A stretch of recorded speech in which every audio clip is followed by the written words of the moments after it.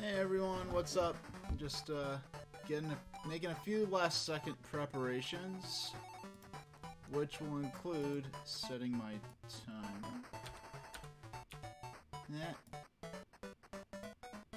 No, how about one? No. Just have to hit. Yeah, there we go. That's what I want. Sorry, I have to do a little math because my timer is set in terms of the number of minutes. I can't just set an hour and 30. I have to put in 90 seconds. So, hold on, where's my... Okay, I lost Streamlabs for a second, gee whiz. Okay, hey everybody. Where's... Okay, my, Alright, my Stream Deck button didn't want to work to switch me over to the webcam. But, yeah, so we're playing, Okay, I got scared for a second. I'm like, please tell me the Analog Mega SG works. Yep, so we're playing Tetris today. This is going to be a bit of a puzzle game themed month, particularly focused on the Game Boy. Tetris is going to be the only game that's not part of the Puzzle League series. Yeah, so the Tetris cartridge we'll be playing off of is one of the actual cartridges my family owned back in the 90s. And this was my mom's copy in particular, because me and my mom both had copies we'd play with the Game Link cable. So let's just pop this right in and get started. Now the other game we're playing today is Tetris Attack. I never owned the game. I never played the Game Boy version of this game until I got this cartridge just a few weeks ago, particularly for this series of streams. This is a game I wish I did have back in the day. My mom didn't. Me and my family, we didn't discover the Puzzle League series until Pokemon Puzzle League on Nintendo 64. But if we had this game just a few years earlier, I know my mom would have loved it. Now, we're playing on the Analog Pocket there with the 8-bit Do gamepad. So let's, let me just pop, there we go. Oh, my Stream Deck doesn't want to work anymore. Okay, I'm just gonna have to do this by hand. There we go. Hey, Azure Rust. Alright, so the timer, I know it's, usually I do 2 hour, I break my stream into 2 hour segments. This time I'm gonna do 2 hour-and-a-half segments. I don't think I need to. I don't know. I don't think it'll flow especially well playing this for 2 hours straight, and then play another puzzle game for 2 hours straight. So I'll make it a little shorter session. I have not sat down, and this is the first time I've really sat down and played this Game Boy cartridge since maybe high school or early in college. So it's been quite a while for me. Yeah, but it's cool knowing that, I really love being able to play with original cartridges, because you know the history behind that particular copy of the game. Knowing that this same cartridge, running in the Analog Pocket, is something that, actually, as the same cartridge that me and my mom used to play on, together. Well, we had 2 copies, but this is the copy that I got from her when I took, at one point she had, I guess it was in the early 2000s, I guess. It'd been a long time since she'd been playing the Game Boy, and I was like, hey, do you still have that Game Boy and that copy of Tetris? She's like, yeah, sure, you can have them. And that's when I started getting into classic handheld play. Yeah, I'm doing a... Oh. Yeah, that went great. Yeah, and because this copy... this game does not have any kind of save feature, so you have to... It accuse you to enter in your high score every time you play. Which no one bothered to do because, I mean, if you cared that much, you'd just write the score down on paper, right? Yeah, I'm really interested in the fact that there's absolutely no... Yeah, I'm going to turn down my personal audio down a bit. Alright, this time it's not going to be a complete failure. Wait a second.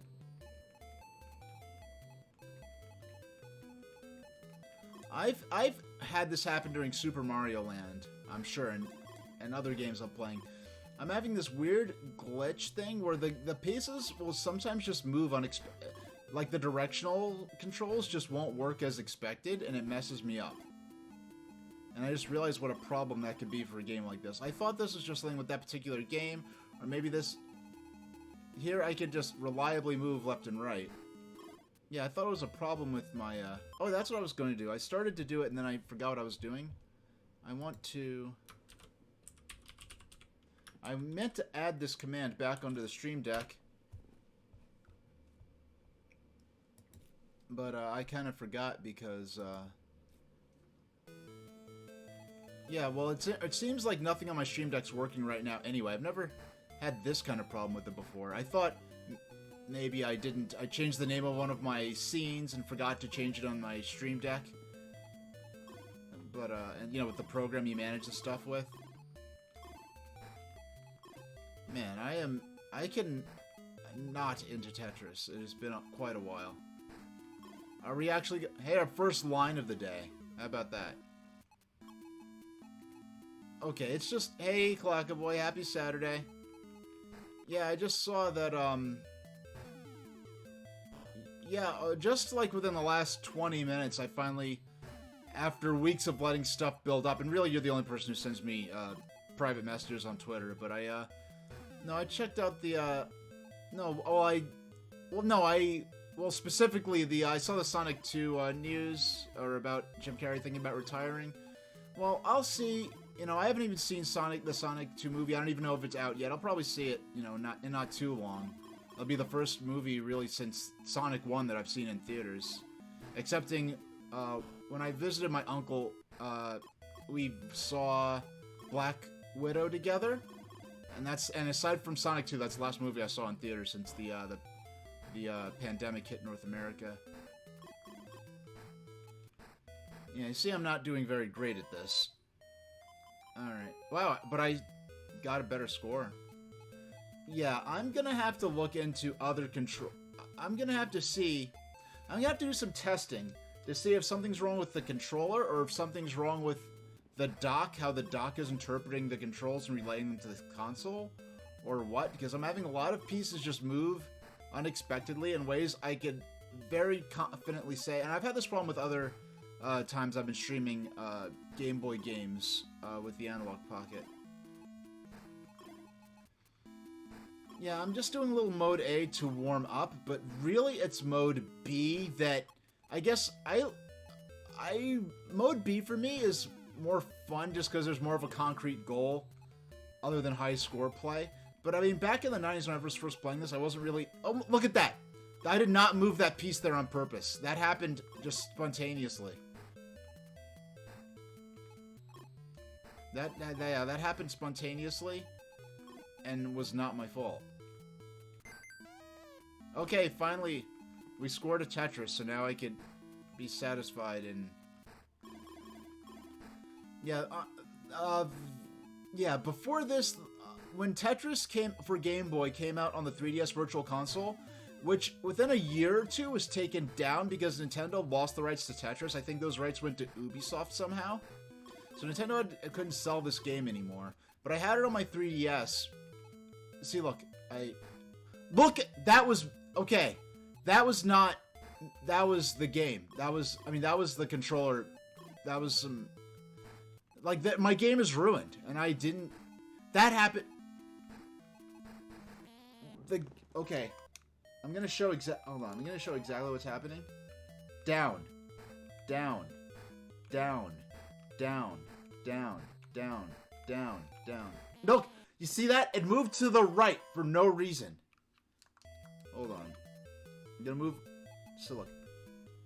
Down. See, look, it presses... Sometimes... It's triggered. It moved all the way over to the right. Why is it moving over to the right?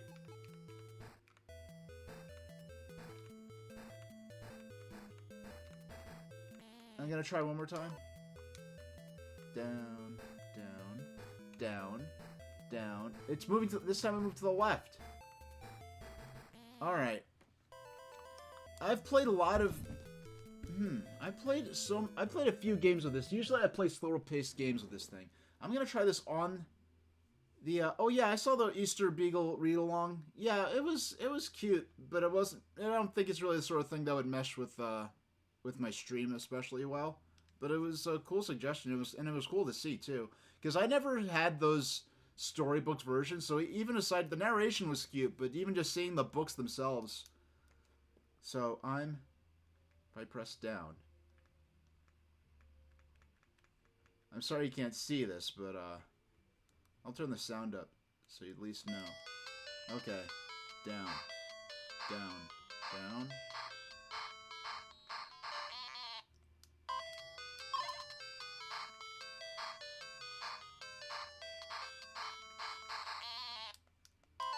Okay, I'll try again.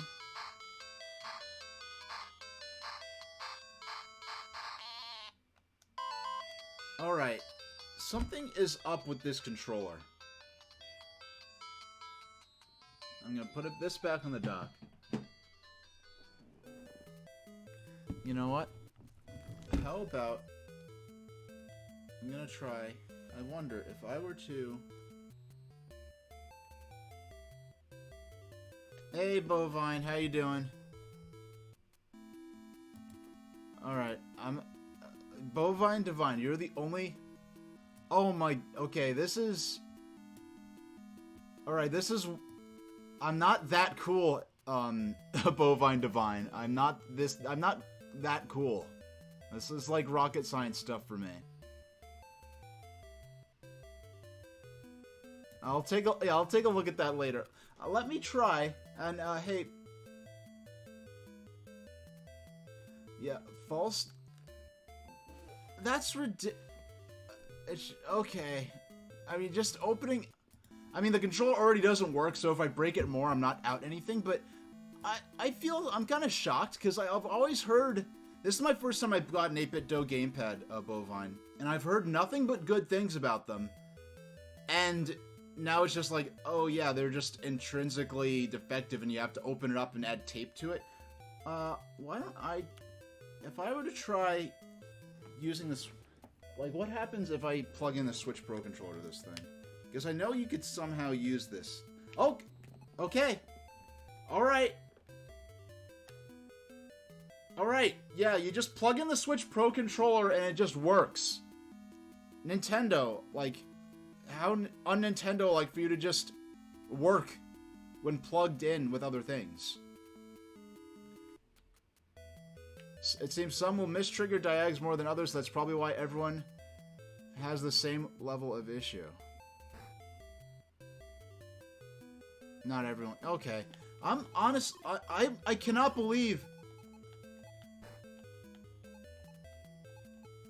I've never... It's funny, because I got the Switch Pro controller specifically because I wanted a D-pad, and I got exactly what I wanted. Like, I've never had any problems with the Switch D-pad, but then I've heard other people just talk about how horrible the D-pad is on the Switch Pro controller. And it's like, okay, I admit I'm not doing, like, frame-perfect speed runs of things. I guess I'm just, like, hardcore enough to do what you see me doing here, but I'm not hardcore enough to, like, be able to feel the exact, precise difference between different D-pads. Oh, shucks. Yeah, but no, I'll check that out, Bovine, because... I mean, in the main time I've...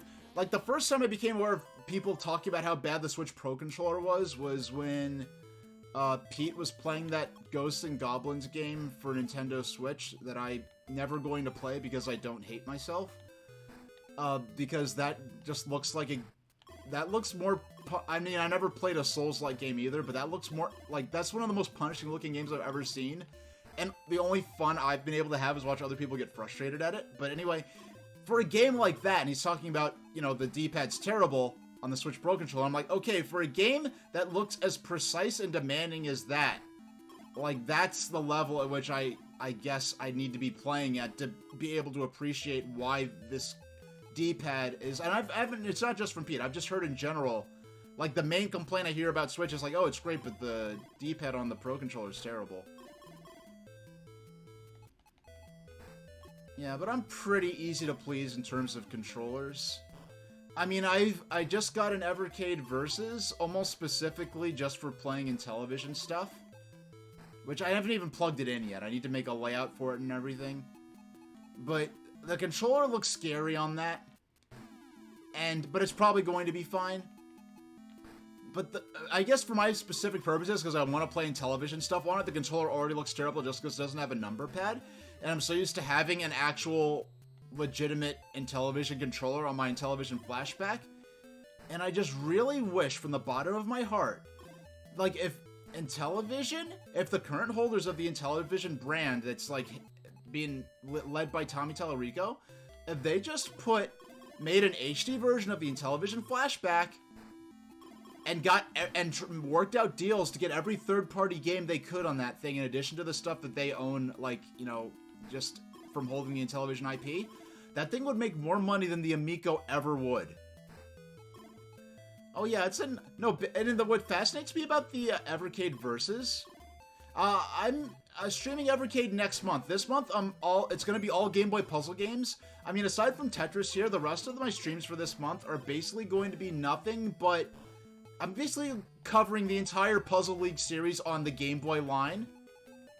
So I have Pokemon Puzzle Challenge. Oh, heck, I have them right here. But, oh, I forgot that does not pause the game. No, so I've got Pokemon Puzzle Challenge for Game Boy Color here. And I've got Dr. Mario Puzzle League for Game Boy Advance, which is interesting. Because, Dr. Mario Puzzle League is the only version of Puzzle League that has no branding or tie-in with any other version of the game. And it's kind of funny because I know now both Nintendo and the Tetris company regret ever having used the Tetris license for that name. Because I know Trip Hawkins is like, we should have never used let Nintendo use the Tetris branding. And now Nintendo is stuck being unable to release any version of Tetris Attack that has the Tetris branding in it. Yeah, and all versions of, Panel de Pon, like, you know, it's funny, I have to make a clip of this. I have the video archives on YouTube, but I need to make a clip of this. When I played Panel de Pon, which, I mean, for Panel de Pon, I respect for being the original version of the game and the original IP created for that game in particular, but I like the Yoshi's Island aesthetic that they used for Tetris Attack.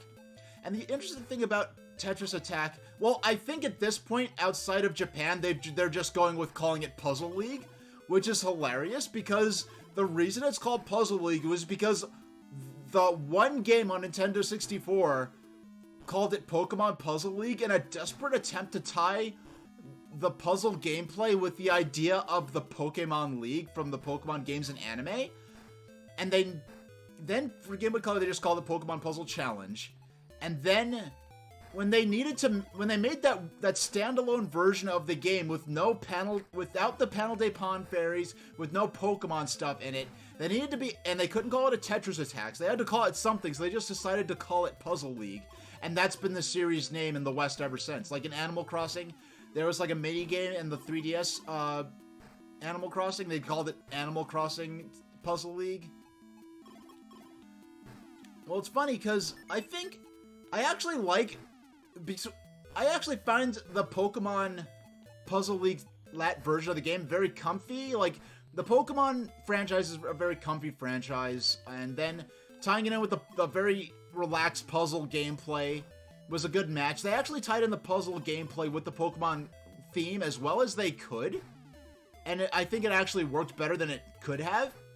And what's fascinating to me is that both Pokemon Puzzle League and Dr. Robotnik's Mean Bean Machine are puzzle game spin-offs of franchises that are both reskins of puzzle games from Japan, and both of them happen to be the only video games based on the cartoon adaptation of the video game franchises that they're spun off of.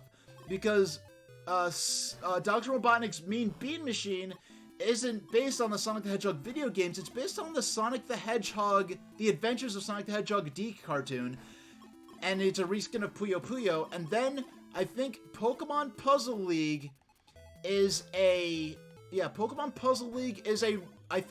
reskin of an incomplete Nintendo 64 Panel de Pon game that they then decided to base off of the Pokemon anime instead of the Pokemon games. Yeah, so you're saying younger people associated with Yoshi, younger with Pokemons, and OGs with Panel.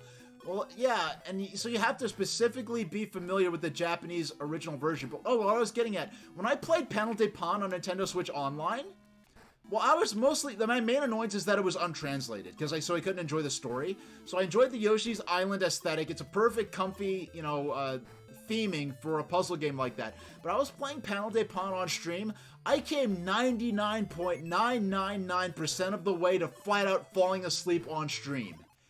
It was incredible. I was like struggling on camera not to fall asleep. And I was enjoying the game too. It was just so comfy. Yeah, the current whole, like, the Tetris company is never going to let, I don't think they'll ever let Nintendo release the Tetris Attack branded versions of Panel de Pon for Super Nintendo and Game Boy. And the thing is, what gets me is that, well, I'll switch over to, will it work? No, it won't work. I'll switch over to my Tetris Attack layout for a moment. But if you look at the box art for, it's like, okay, we have Panel de Pon. We want to release this in North America and Europe, but the fairy magical girl thing is too cutesy. We'll use the Yoshi's Island aesthetic. Yoshi's Island just came out. We'll tie it in with Yoshi's Island. And then it's like they decided again, and, oh, we'll call it Tetris Attack. Okay. But then it's like, even later, they decided, wait, even Yoshi's Island is too cutesy, too close to Mario. So then they got rid of all of the references to Yoshi's Island on the packaging and in the marketing, and just showed the game pieces and placed emphasis on those scary looking faces on the garbage blocks. Well, I play Tetris Attack, all versions of Tetris Attack or Panel de Pon, I play casually. I play it, pretty much, I start at level 0, in terms of, for outside of the story modes, right? Not including story mode type stuff.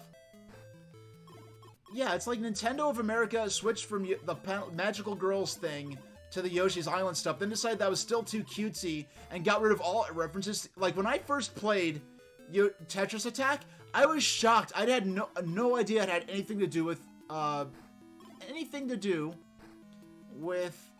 Yoshi's Island, because I'd always seen the cartridge, like the box art for the games, which just shows the playing pieces, and how, oh, and by the way, Bovine, what I've got here, now, this is, I'm not using, what am I doing? Where's the filter? Yeah, so I just put a transparent green, PNG file and overlaid it over the game, because when well, first off, I came up with the solution before they added the update to the dock that let you do the filters when in docked mode, and then aside from that, when I use the sort of green screen like filter on the Analog Pocket, the resolution is so high, I guess, I guess it's so high that when I shrink it down to a size that fits in any of my layouts, even when I get rid of the Game Boy frame, the pixels are so close together that it looks like you're viewing the game through a mesh screen door. And then, like, to blow it up to the point where the pixels aren't make that horrible, grid effect. Not just the pixel by pixel effect, but the fact that no, this is literally just a green PNG file that I turned down the opacity on to make it clear as a temporary solution. Because no, I don't want to mess with it too much, because I don't have a lot of RAM on my computer, so Streamlabs OBS chugs if I try to do anything with it in real time, other than just, yeah, this looks better than than it should almost. But because the sad thing is the actual official green screen filter through the docked mode looks much better and much more accurate to looking at an original Game Boy screen. But because they do this pixel by pixel thing, when you blow that up onto a monitor, the resolution is so high or low or something that to scrunch it down to look, to fit on my screen, it makes it look like you're viewing the screen through a screen door, and it doesn't work well. So when I'm looking at my monitor, I'm actually just, I keep going for Tetris is not doing very well. Now, my mom, I'm the days before the internet, now we're gonna switch to type B, but in the days before the internet, the rocket launches you could unlock in Tetris were a total surprise. I remember my mom got to 200 lines or whatever, and yeah, 200 lines, or 100 or whatever in mode A gets you a Soyuz launch. And then if you beat mode B here, the line clear, when you have to clear 25 lines, if you beat that at level 9 with starting at 5 layers high, then you get the yeah, but the cool thing is, I didn't realize this until a few years ago when I was playing it again. I didn't realize I was playing this on the Nintendo 3DS because I got this on the 3DS Virtual Console before they had to take the game down because Nintendo lost the rights to publish Tetris games. But yeah, it is not just a shuttle launch.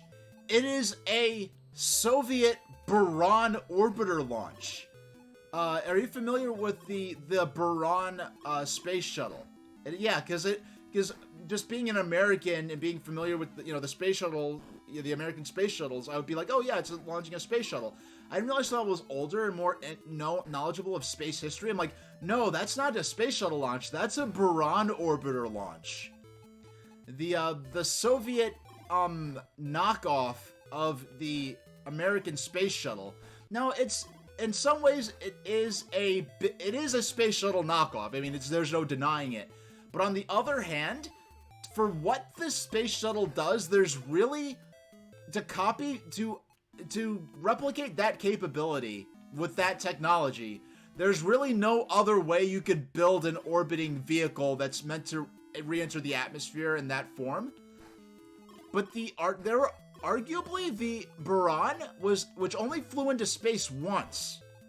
The Buran was actually in some ways theoretically more advanced than the space shuttle. For one thing, the Buran's only orbital flight was done completely by computers. It was done completely remotely. And the cool thing about the Buran is that the space shuttle looks like an airplane, but it is actually, when it re-entered Earth's atmosphere, it flew like a plane, but it was actually an unpowered glider, which meant that they had to stick that re-entry profile and hit the runway the first time. If they did not hit the runway, going all the way from outer space, getting all the way back to Earth, and they had to hit the runway perfectly. If they missed the runway, if they overshot it or undershot it, they could not fly back around and land again. They had no choice but to crash. But the Buran was actually capable of flying under its own power, even though it never did. And I'm sure they slapped up with beet paste and vodka and prayed it didn't blow up. Well, another cool thing about the Buran is, well, the space shuttle was built around reusability. That big orange fuel tank was just a fuel tank. And then they had the solid fuel, like there was a liquid fuel tank in the orange part. And then the side rockets were the side boosters were solid fueled rockets. With the Buran, they really only cared about getting the orbiter into space. They didn't care about being able to reuse as much of it as possible. So basically the Buran was just an orbiter strapped on the side of a giant rocket called Energia, I'm not sure exactly how that's pronounced. So Energia was basically a rocket where the payload was strapped to the side instead of being being on the nose cone like a typical rocket. But yeah,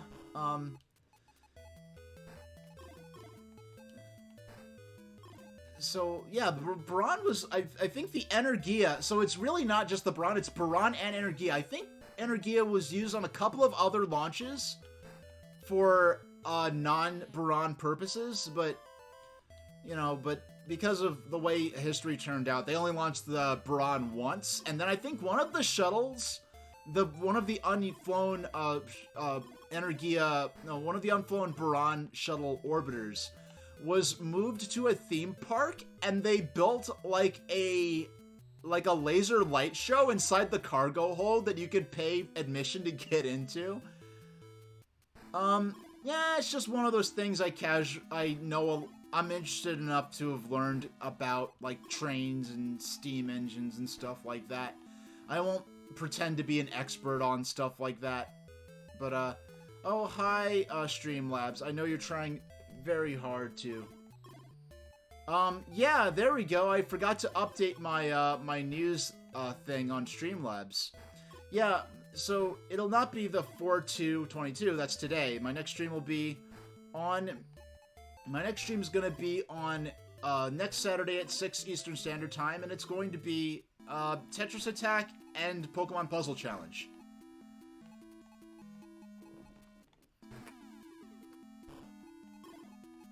Yeah, and you know, it's funny. I had to move. No, I lived within, you know, a casual traveling distance to New York City when I was still on Long Island when I left in 2017. And before I left, I meant to go to the Intrepid Sea, Air, and Space Museum so I could see the Space Shuttle Enterprise. And I know there was some controversy about the Enterprise going to New York City to be displayed there. Because, well, I saw Texas didn't end up getting a space shuttle at the end of the shuttle program. And what I saw a lot of online was, oh, why does New York get a space shuttle? Like, New York has nothing to do with the space program. Texas should get one because, you know, the command center in Houston is here. And it's like, Northrop Grumman is in New York. We, like, built so much of that space hardware. And you're gonna say, oh, like, New York has nothing to do with the space program because the command center wasn't there and the launch center wasn't there. Like, yeah, designing and building a lot of those components, you know, like, in New York, I guess that doesn't count. But anyway, yeah, but that's just regional rivalry nonsense. But, yeah, and the funny thing is, they were specifically upset about...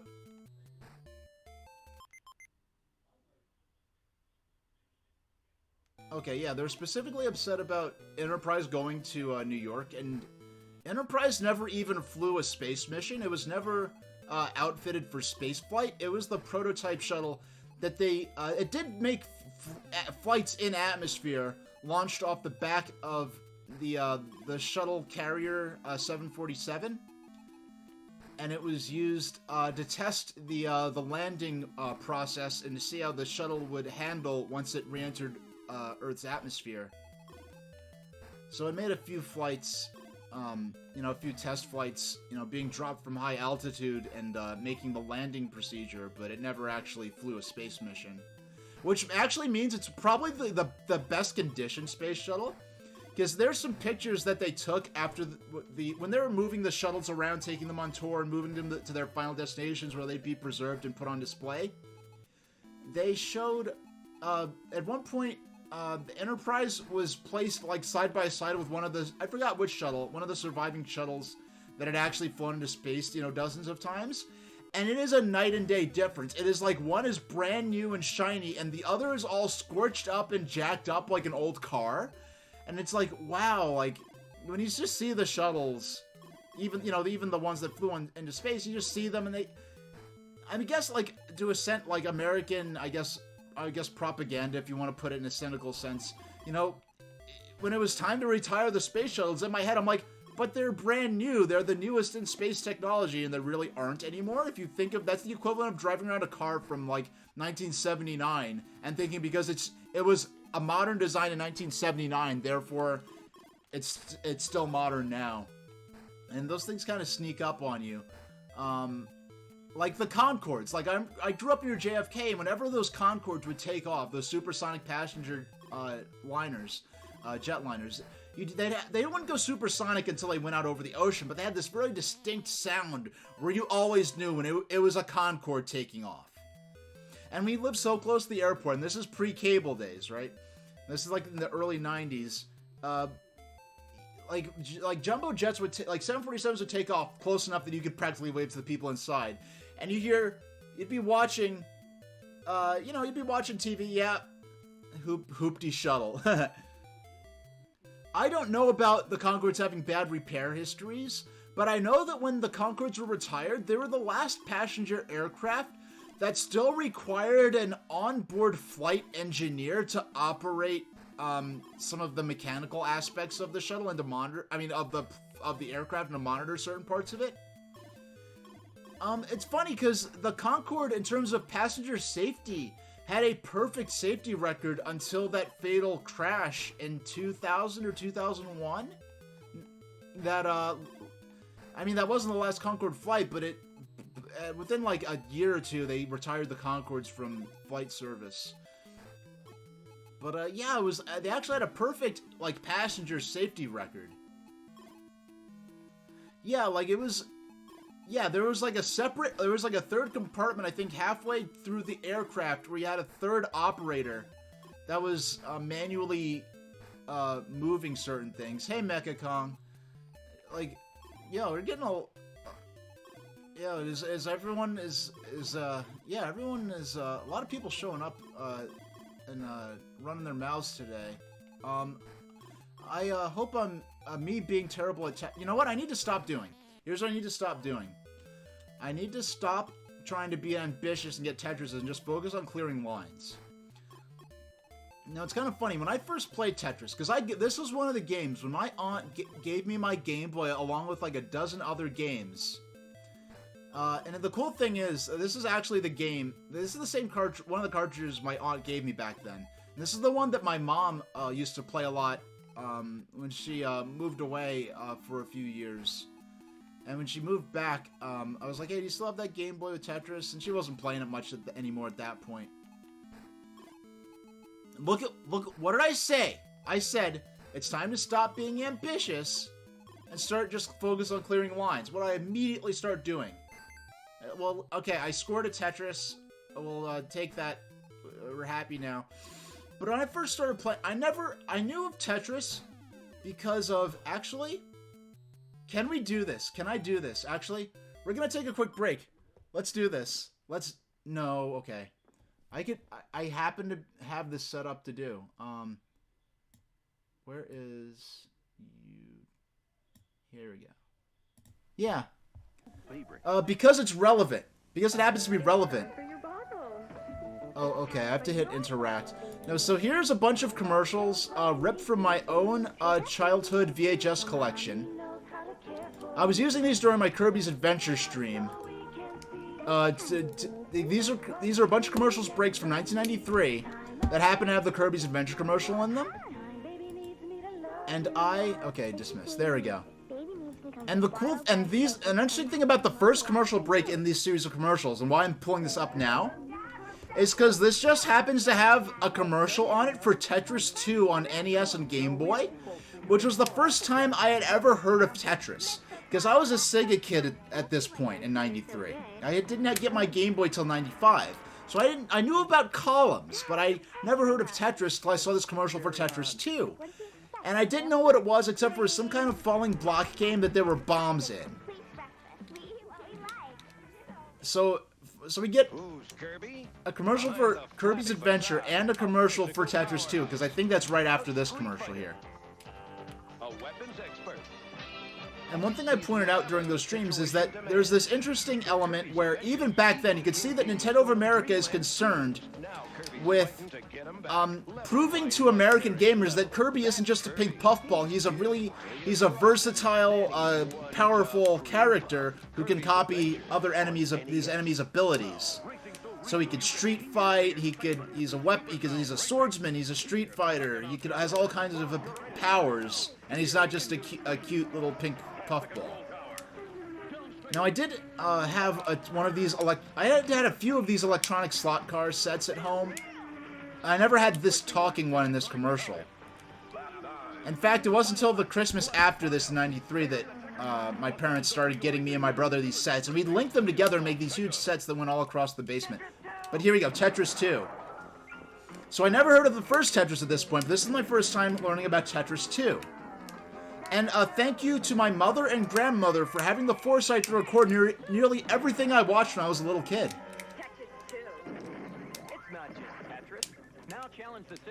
Okay, Bovine, in fact, Bovine, didn't I send you and What About Brunch, and notice they're pushing the redesigned. Alright, back to Tetris. Didn't I send you and Bovine, a bunch of I think I sent you, the DVD files for, my DVDs of my, rips of these videotapes. Or something like that. Years ago. And I never asked... Like, it was a weird way to send them because they aren't actual video files. I sent them to Brunch. If I need to send them to you too, I'd be happy to do so. Yeah, was there a Tetris 3? There were so many versions of Tetris that, I think Tetris 2 is the last serious attempt at a numbered sequel, and really it's kind of presumptuous of Nintendo to make a game and have the nerve to actually call it Tetris 2.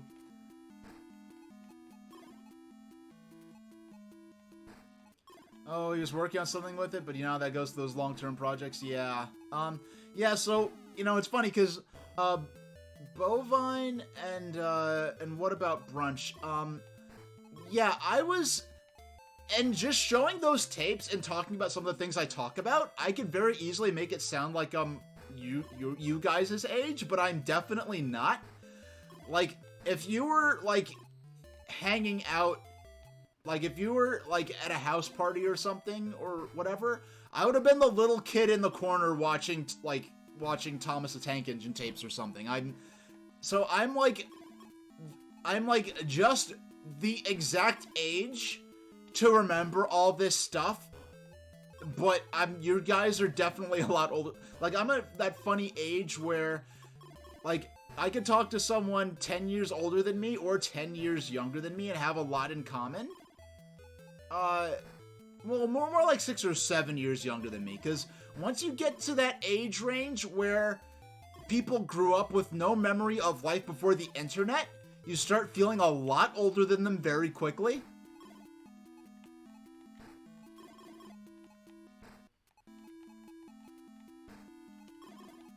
Yeah, I'm the sort of person where people talk about games I grew up playing. Oh yeah, I remember that game from middle school. Oh, I remember that game from high school, and I feel real little. And then at the same time, I'll talk to people like, oh, I remember, like, some games that aren't that much older or newer than those same games, and be like, oh yeah, I played that game in kindergarten. Oh, that was the first game I ever played. Or, oh, I remember playing that game and not knowing what was going on because I couldn't read yet, and I'll feel really old. I'm that real in-betweener kind of... in-betweener millennial, like, sort of age range. We have still not beaten level 0 high, and that's very embarrassing. Okay, we're gonna...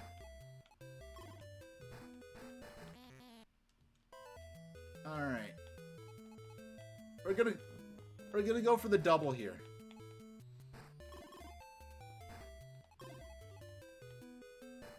Yeah, we're just gonna go for the double here. Yeah. Oh yeah, but I never finished. I ended up going on about, yeah, so I knew about Tetris 2 because of that commercial, but I didn't get a Game Boy till 95, and included Super Mario Land 1 and 2, Ninja Turtles Fall of the Foot Clan, Ren and Stimpy for Game Boy, a bunch of games. And it had Tetris, and I remember playing it and thinking that this was the closest thing I had any kind of memories to was, like, art, like, sort of art program things on, like, DOS PCs. So I remember thinking that this was some kind of art program, and I was, like, trying to build a house, I remember trying to build a house with these blocks. Because I guess the logic was, oh, they're blocks. What do you do with blocks? You build things. So I'm going to try to build a house or something. And I remember being annoyed, like, why does it keep deleting my work? And I was very annoyed. And also, I just noticed, I never considered noticed this till just now. And all these years of playing this, I never noticed that Mode B does not have a scoring, does not keep score. It just has how many lines left. I need water. What was I thinking? Normally I'm very good about... I've never needed... Oh, Picross would have been a perfect puzzle game for me. Now, Picross. Yeah, my only experience with Picross was... Well, as far as video games, was I played it in Funko Land. I guess I go to Funko Land, and the cool thing about Funko Land back then, you go there with your Game Boy or your Game Gear, and you can try out all the used games for like a minute or two to see if you like them. Because I mean, there's no way to look at. The only way you can find out more about a game is you'd see screenshots in a magazine, maybe. And, like, for instance, I remember wanting to know what Pac-Man games were available for Nintendo systems. So I called Nintendo's, not their gameplay helpline, but the 1-800-255-3700 consumer service line that still has that number since to this very day, since the 80s. And that number, and I just asked the operator what Pac-Man games are available for Nintendo systems. They said, okay, there's Pac-Man for Game Boy, there's Pac-Man 2, The New Adventures for Super Nintendo, there's Pac in Time. They just told me all the different Pac-Man games that are on Nintendo systems, and why do I do this to myself? Okay, I need to stop doing this to myself. I don't think. Oh my gosh, I'll have to clear 5 more lines. Actually, I might. Believe it or not, am I actually gonna be able to salvage this? But anyway, so I played Mario's Picross. I'm like, oh, Mario, I'll try that, and I started playing it, and I was like, oh, like, I was upset. And this is before I even started liking Tetris, I think. Because I first played Tetris in 95. I didn't learn how to play it until a couple of years later. And when I learned how to play it, I became addicted. But, alright, we have mastered level 0. Okay. We're gonna keep escalating this. So, so I played Mario's Picross, and I was like, oh, I know what this is. This is that stupid puzzle thing that my teacher keeps handing out as a math assignment. And, yeah, I'm on the spectrum. I'm on the autism spectrum, and I guess that certain, flavor of autism, or that certain mix of different, learning disabilities that made math really tough for me. And even though I had already been, like, getting tested at university hospitals and getting certain, like, special education services, there was still this element where, like, and mind you, the school districts I was going to were really ahead of the game in terms of even identifying and providing services for kids with special needs.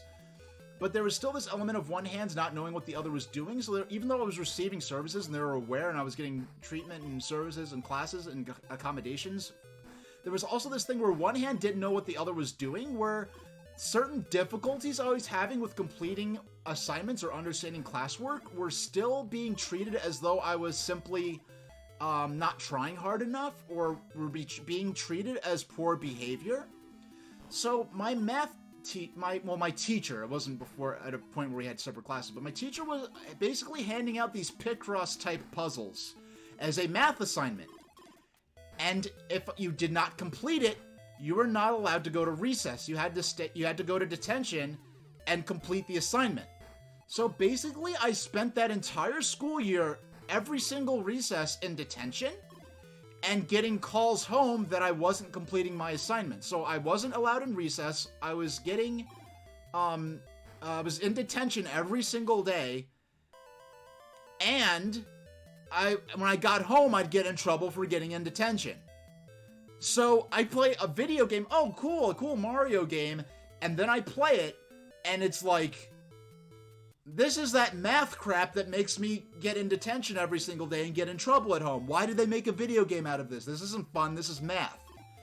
But the funny thing is, at the same time, I was like, I'm like, oh, I'm not keeping up with math. I'm not finishing my math homework. I'm not finishing math assignments and getting in detention every day. Meanwhile, I'm just casually reading books at home about, like, mathematicians like John Tukey and John Napier.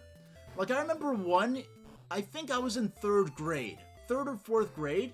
I was at home and I just cut up an old, like, cereal box that was in the trash. And I just cut it up and took some markers and a pair of scissors and some old cereal boxes. And I cut them up and made a set of Napier's bones, just for fun, as like an arts and crafts project. And this is entirely my own idea, just something I just wanted to do.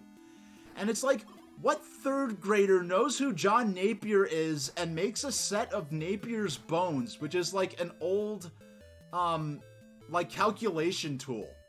And it's funny because, yeah, like, I was fascinated by math, but the way they were teaching it and the things I was expected to do in school, like, I just could not function in that environment. So they're calling me, like, I'm being described as mathematically illiterate and getting in trouble for not doing good in math and school. Meanwhile, I'm going home and casually reading about mathematicians and math concepts that they don't even cover in, like, college-level math classes. Like, eventually, like, I ended up doing, like, it took me, like, 10 years to get my bachelor's, for instance. Solely because of math, and I was an English major.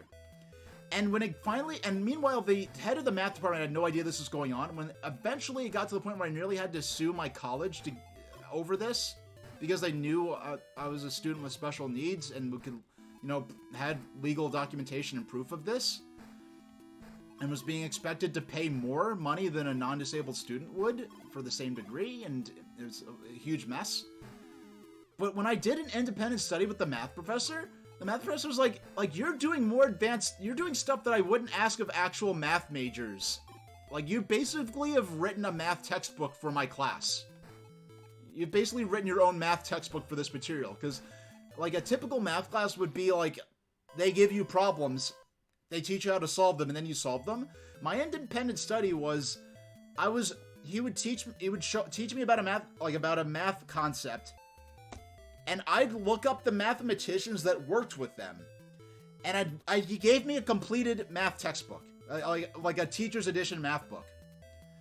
And basically what I would do was, I'd take a problem from the math book, start from the answer, and then and I wouldn't take an actual answer from the textbook. I'd just start, like, okay, I'd take a certain concept, I'd make an answer, an arbitrary answer, then work backwards step by step until I built the question for that answer.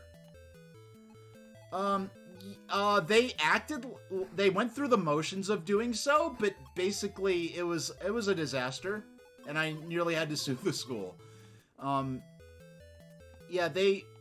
Basically, they're like, oh, your IEP is here, so basically, I'm saying basically a lot. For a math major, I really need to work on my vocabulary.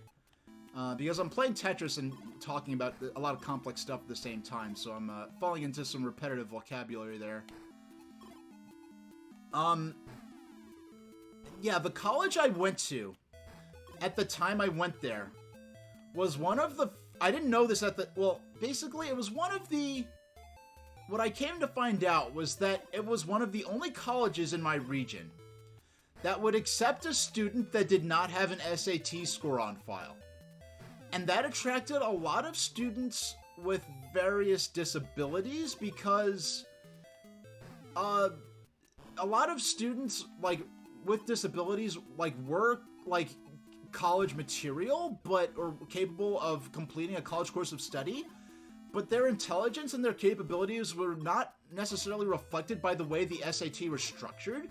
So so I go to the students with disabilities, department, and, this is, like, in the admission process, and basically I was so hyped that, a private college was willing to accept my IEP from public school, that I did not realize that they were basically setting me up for failure and basically writing themselves a license to charge me an infinite amount of money for the same degree.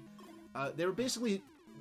I don't think it was even necessarily intentional, but it ended up being in a situation where they were like, oh, you have problems with math.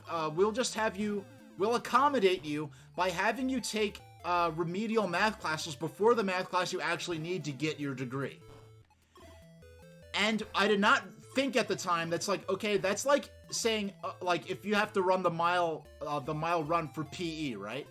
That's like telling a student with asthma, okay, so you have asthma, so instead of timing you on a slower timer or giving you additional time to complete the mile run, we're gonna have you run some practice laps before the actual official mile run that you need for your grade as your accommodation. Like, that's not an accommodation, that's asking them to do more than what a non-disabled student would, which defeats the point of the accommodation.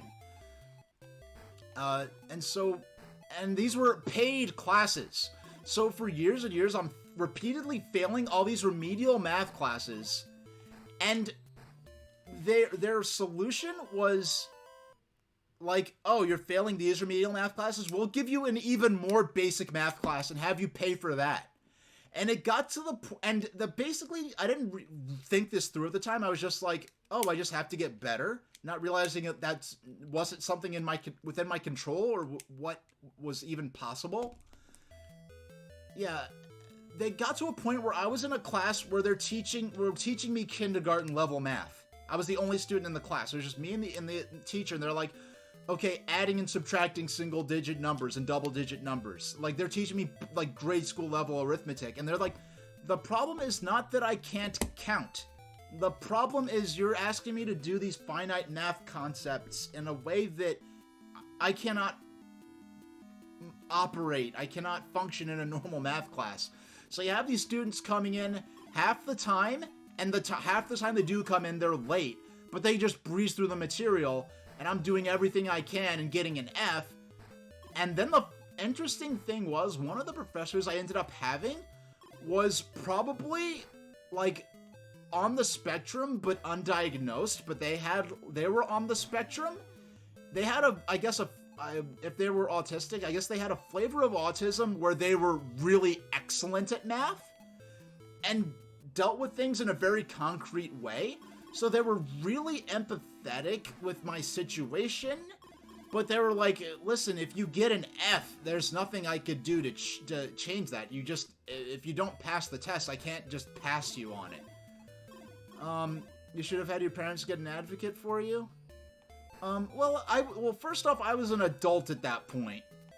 And then, neither me or my parents, I think, were prepared for, because, like, I remember, like, in the admission process, I had my mom with me in the disability center, you know, and that was the point at which we were making, you know, these decisions, and at the time, I think me and my parents were just excited that I was a college I wanted to go to, and they were willing to accept my IEP, and we didn't understand at the time what that meant, that taking remedial math classes in preparation for the credit-earning math class that I needed to get the degree meant that I'd be paying more money than a non-disabled student would be asked to pay, and doing more work than a non-disabled student would be asked to do.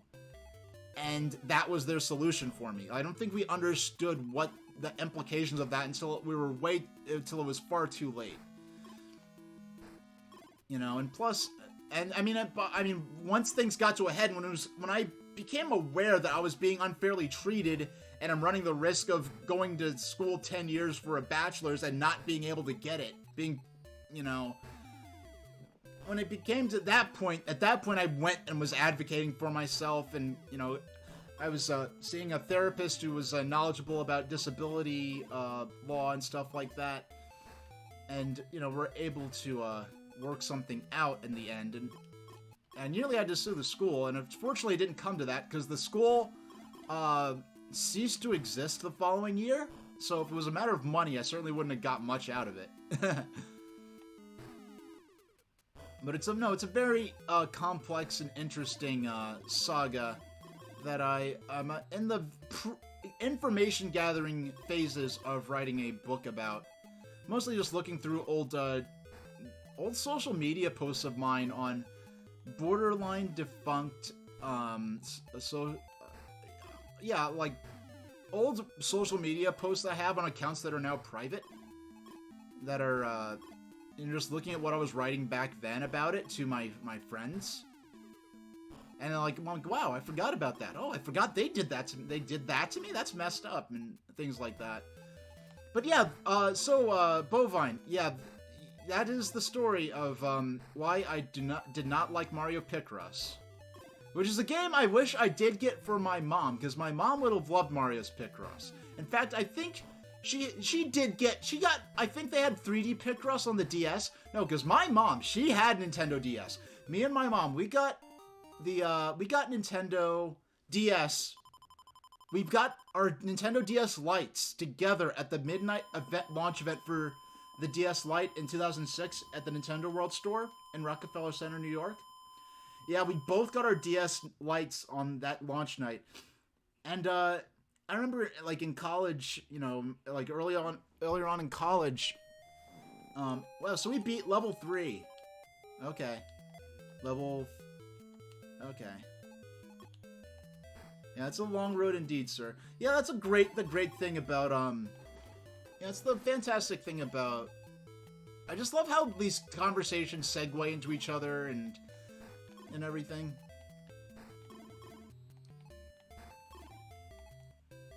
Let's see, if I could beat level 3, I'm gonna skip 2 levels if I could beat this one. I'm being silly with this. I need to just focus on clearing lines, not try to be Timmy Woods.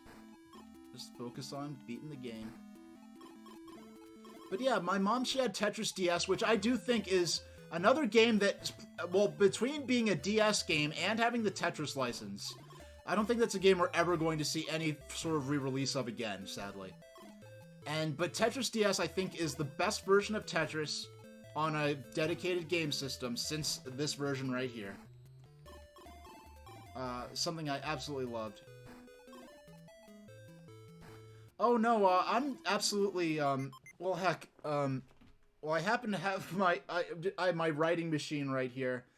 My little word processor. What do I have running on here? I think I was working on some poetry stuff, but no, it's nothing work related. I could show this off. But here I was writing a little poem about the Long Island Railroad. This is a Palmera, King Jim Palmera DM100. This is a little machine, and all it does is write. And I've got a bunch of stickers on there. I left some space for another sticker. I'm getting an unknown letter H I'm going to stick right there. But yeah, but most of my writing is professional related. But I am also getting together all the poems I've written and published over the years, and writing a whole bunch of new ones. And I'm working on a poetry, I don't know, I guess an anthology or a collection or something that I want to publish. See if I can get my my artist friend Kita, who does all my art for my titles, for my, well, not for this title screen. It's a different. That second artist there did the cover art, or the art I used on my hold screen today. But she does. Let's see if I can. Can I? Okay, none of my scenes are working on my Stream Deck, so I just have to manually switch over to it. She does all this art for me of my character. But yeah, I'll see if I can get her or someone to do a cover for me. I think I might call it The Search for Gaston Avenue or something like that. But that's the poetry anthology. That's not anything else. And then my lifestyle recently changed where I could focus a bit more on my fiction writing, which I've mostly kept to myself, but I have several novel-length manuscripts. Well, a couple of them are just so old that that they don't reflect my skill level anymore, and maybe have some obsolete ideas in them.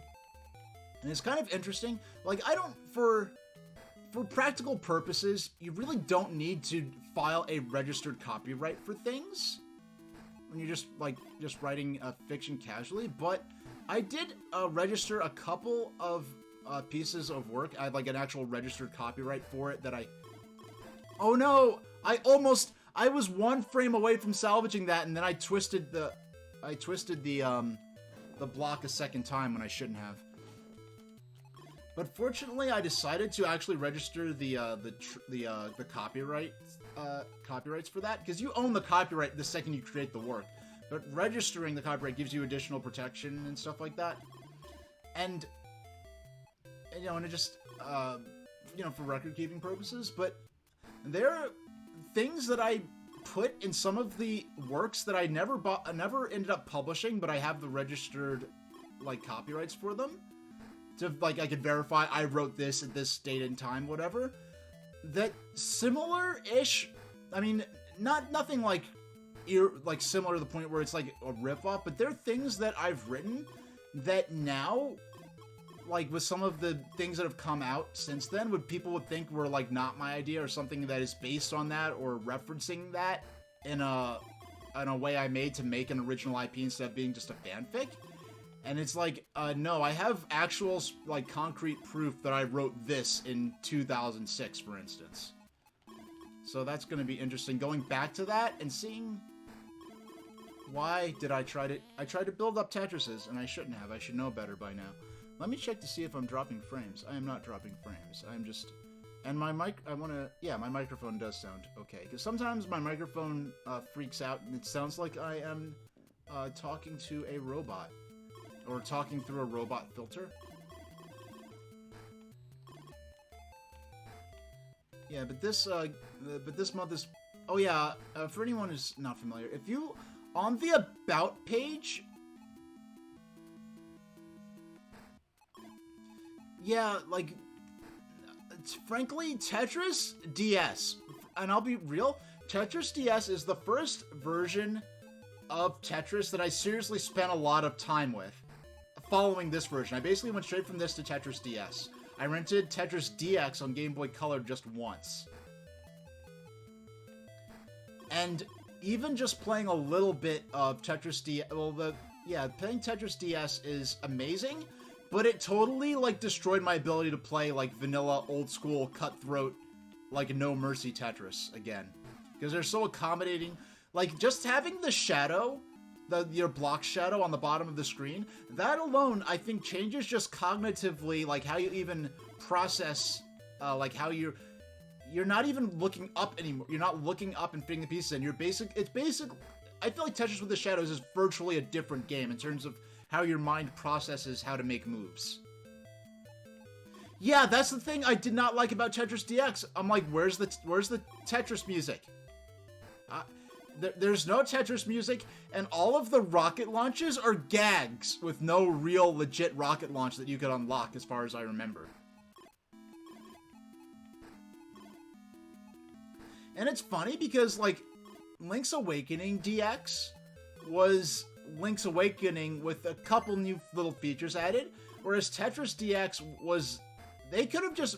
Oh my goodness. Oh my goodness. You see that nonsense? I can't blame that on the controller. That's just me being silly. I am so shocked that just plugging in the Nintendo Switch Pro controller into the USB-C port of the dock... Oh my gosh. I could have salvaged it. Salvage. If I get another Long Boy, I can still salvage this. Nope, not happening. And yes, I did call the long piece a Long Boy. I never heard that piece called that before. But I guess that's I remember, like, a couple years ago, there was a hoax going around on Twitter where they, like, made a bunch of fake names for the Tetris pieces in the manual for this game. And, like, one was called, like, Rhode Island Red or something like that. Like, they named the Tetris pieces, and, like, Mr. Skinny or something like that. And people thought it was legit, and it was circulating for a while until, like, Snopes did a fact-checking piece on it. Oh, Snopes, I miss when you were just a fun website for urban legend reference stuff and not what it is now, which is, just the way the world's gone. I don't want to get too deep into that, but yeah, I remember when Snopes was just like a fun site where you could just look up all the urban legends you'd hear on the playground and see which ones were old wives' tales, and now it's basically a news site. Long Boy, it fits. Well, that's the point. Long Boy always fits. Why did I get ambitious again? I only cleared one line. I could have not did that, and... Yeah, I could... I might... Please give... yes, another Long Boy. We can do this. We can do this.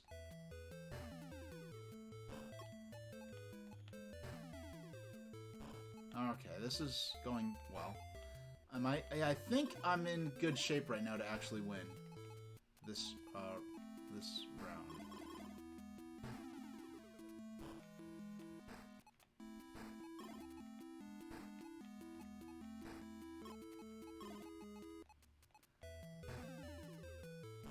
Yeah, sure, still Long Boy. Yeah, the name fits. I don't... For all I know, this is like an actual established, like, Tetris terminology. But... yeah, when I actually understood... when I figured out how to play Tetris, I just became fixated on it. Like many people. And, I actually got full-on Tetris effect where I was having dreams about it, and when I closed my eyes, I'd see the pieces falling and stuff like that. It was really trippy.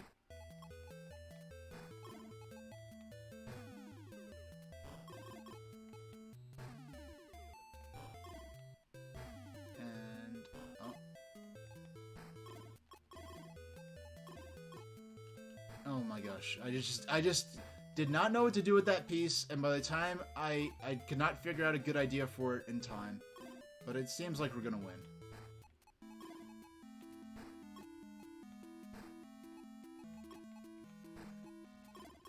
And...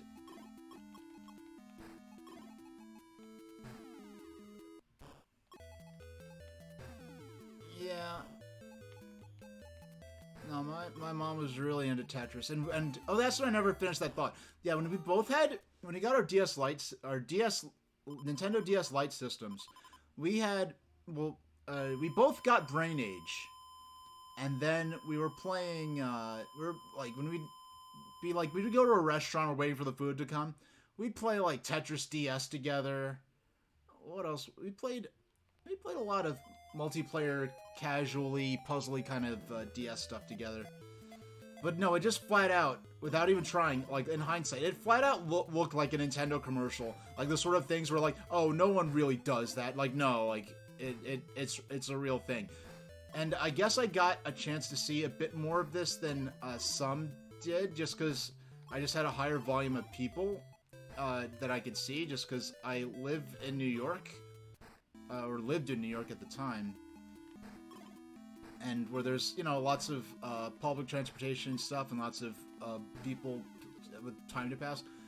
But no, like in the before smartphones, like you saw lots of like adults who weren't like you wouldn't consider like typical. Lots of casual gaming adults would have like Game Boy and DS like on the train or whatever. And so it's really, and if you look at a lot of the advertising for the original Game Boy, a lot of that advertising is aimed at adult professionals with time to kill in waiting rooms or on plane or train rides. So when I see people talk about like oh, no adult would play Game Boy in public, I'm like, okay, that's really comical. Like in what, I think in '92, we were watching a Nintendo sales rep instructional video, and they're talking about how it was, I guess it was 92 or so, like half of the people playing Game Boy were adults and not kids, and that's part of why they packaged Tetris with the system. You see, I've gone all the way to level 9. Now, if I could beat level 9, we're gonna get our first little victory animation, because only at level 9 do you start getting the famous victory animations.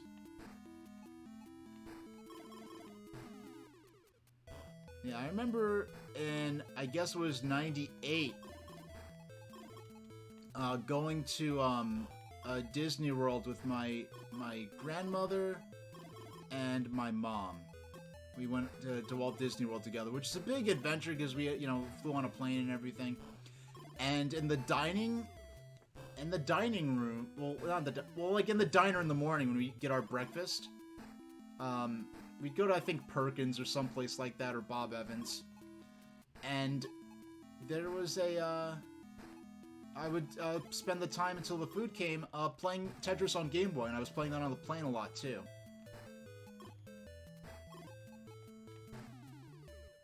Wow. First try. We won! Yep, so we got a single violinist. Alright, so...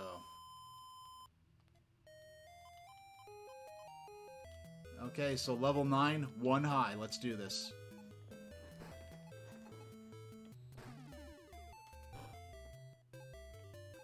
Yeah, and one thing I remember about this diner, it was the first time at a diner, because I usually get, like, a waffle, or bacon and eggs or scrambled eggs or some kind of hot breakfast food.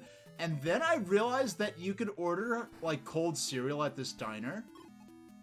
And they just serve you like a little bowl of cold cereal with toast and orange juice. And for some reason, I thought it was the coolest thing ever that a restaurant served cold cereal, and now that's like kind of tacky in hindsight. But like, I wanted it.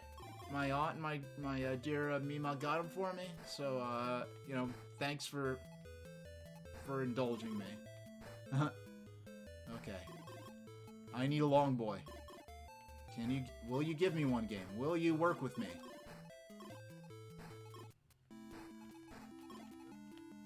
Okay. All that for only... No! I got so close to salvaging that. You know, and it's funny now, like, my equivalent of, oh, I only drink every once in a while is like, oh, I only get crap sugar cereal like Frosted Flakes or Fruit Loops every once in a while. Like, once, ideally, like, no more than once a month at the absolute most. Like, once every couple of months more typically. If I make it 3 months, it's like, okay, I gotta have at least one. But, no, I'm straight up, like old man. I'll get, like, the big biscuit shredded wheat, where you get 3 huge, like, shredded wheat biscuits that you have to soak it, and the milk till it's soft. And then I throw some blueberries in or something like that. So, that's for, like, specifically, that's for, like, the crap cereals that are delicious, but legally questionable the way in which they marketed it to kids and presented it as though it was, like, healthy food in any way, shape, or form.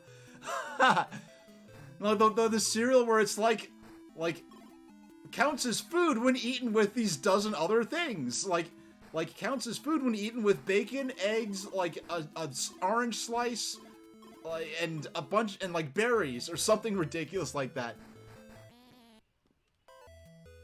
Oh yeah, I've never actually been to one of those cereal restaurants, Azurest. It's funny, as much stuff as I've done in New York, that's one of those things I've never done.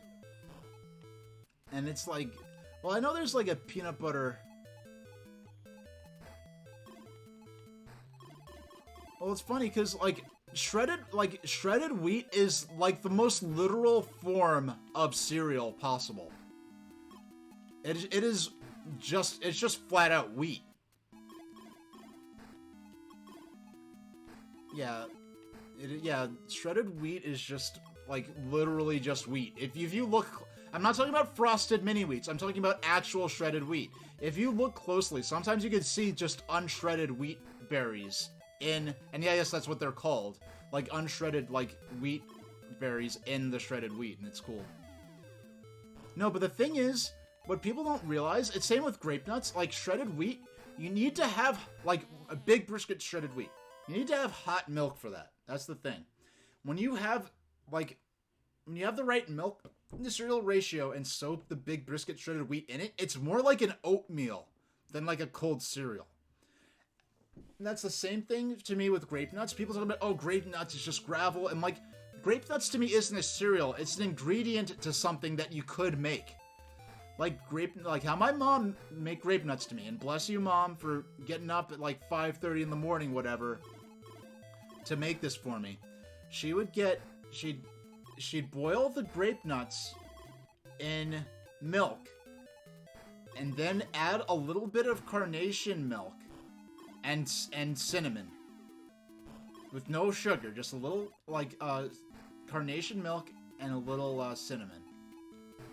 And then it was like a hot oatmeal kind of thing. It wasn't like, no, I don't know how you'd eat, grape nuts raw. I do not understand it.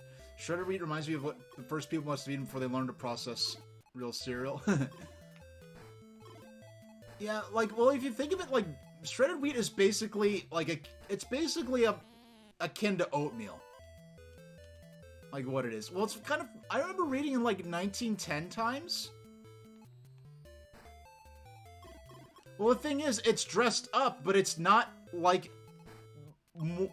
it's not a serving it's not just like loaded down with sugar to the point where the sugar genuinely rivals a serving of candy.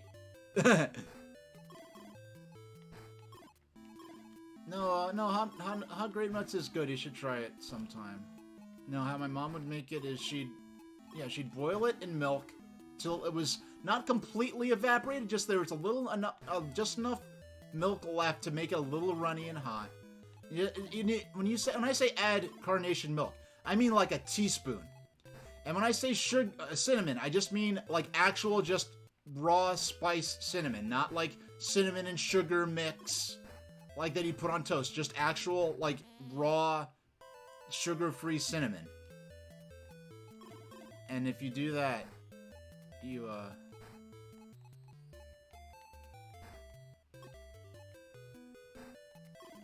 no, like, I don't know what Post Cereal is thinking when they marketed shredded wheat, no, not shredded wheat, when they market grape nuts as though it's a cold cereal. It's not. Like, grape nuts, like, just pouring grape nuts in cold milk and eating it is like, how would you have teeth left after that, to me?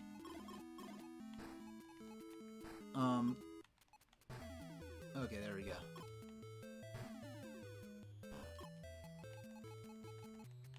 Yeah, and then when I do oatmeal sometimes, and what I have, like, I have oatmeal with syrup, like, with maple syrup, but it is just pure raw oatmeal, and I add, like, not even, like, a teaspoon of maple syrup, not like Log Cabin or Aunt Jemima maple syrup, but just pure, like, maple syrup, the kind you have to keep in the refrigerator. That is, a lot of it comes from New York or Canada. Like, that maple syrup, just a little tiny bit of it, is, like, so much better than, like, the artificially flavored, like, pre-mixed, like, maple and brown sugar.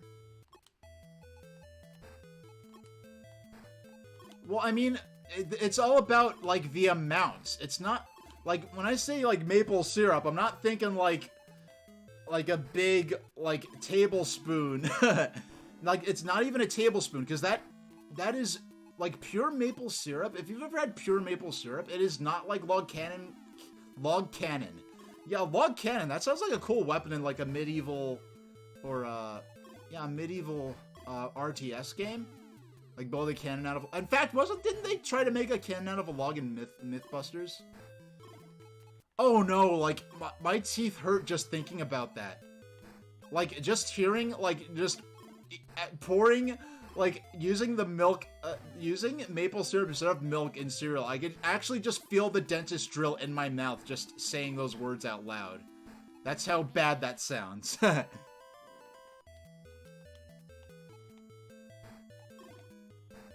Oh my gosh, I only have, 10 minutes left of Tetris. And I want to beat... I'm on level 9, 1 high. And I have not yet beaten it. That's kind of embarrassing. No, I want to unlock all those different modes. In fact, for years I've had this idea. And because the doggone NASA SLS has been delayed a billion times thanks to Boeing boning it up. But that's another story. When the NASA SLS launches, I want to do a live reaction stream of the launch. Because the NASA feed is just going to be public domain just because it's NASA.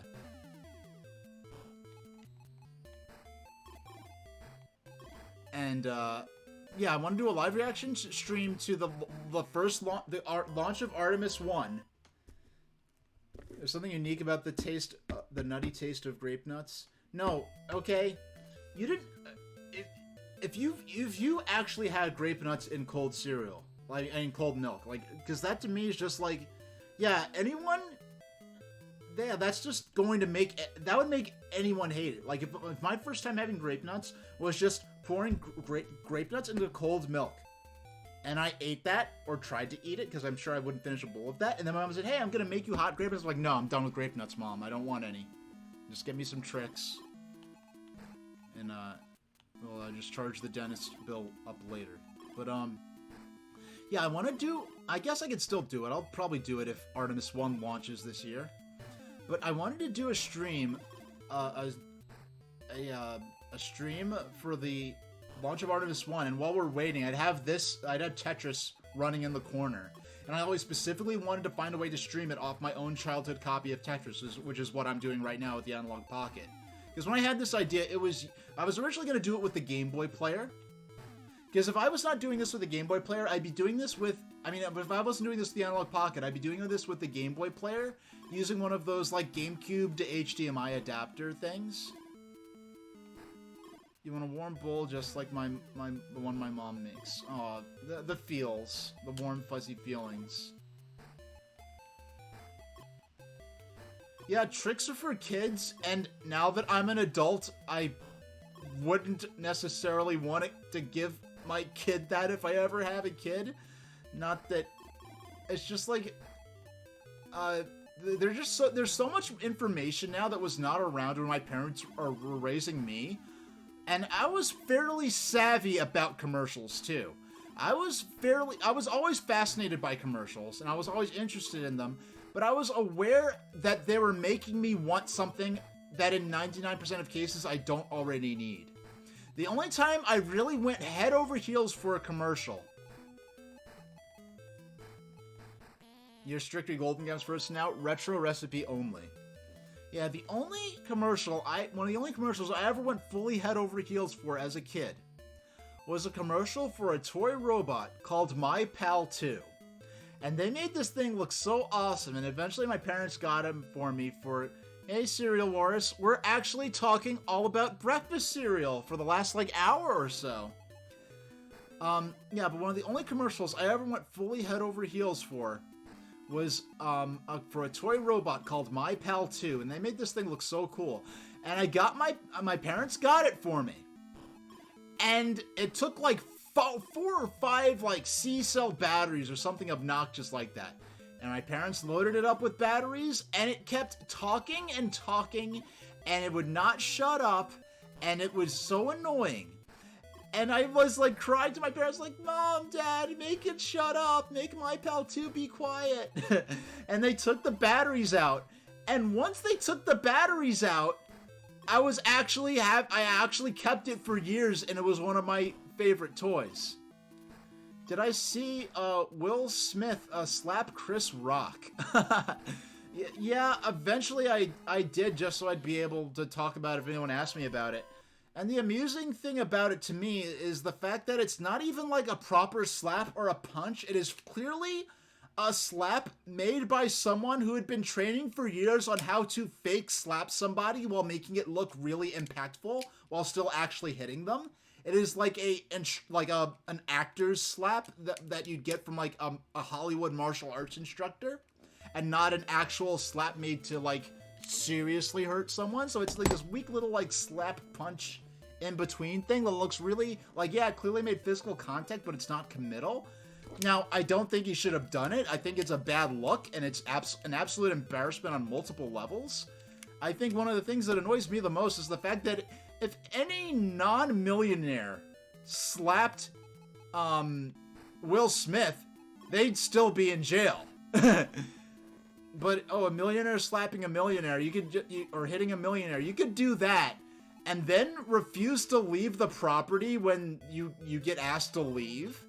It's like, yeah, right. There's the fact that it's like, yeah, these people are clearly like a different species from us normal humans, where they could do stuff like that, and basically have to deal with a PR nightmare and not, like, you know, it being immediately arrested and jailed. But, yeah, that's all I'm gonna say about that. As for What's with Andy, I have no idea what it is. I don't want to get too much into celebrity hijinks, and, especially when it concerns, real-life violence. But, yeah, that's as far as I'm gonna go with that line of discussion.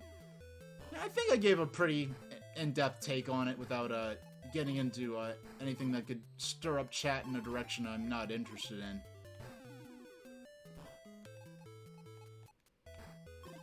Yeah, ego's a drug too. And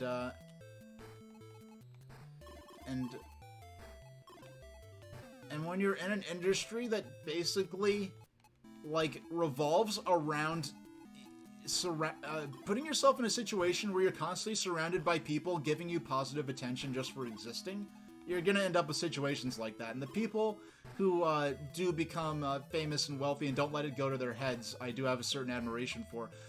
One example, Reverend Wilbur Audrey, the creator of the Thomas the Tank Engine series.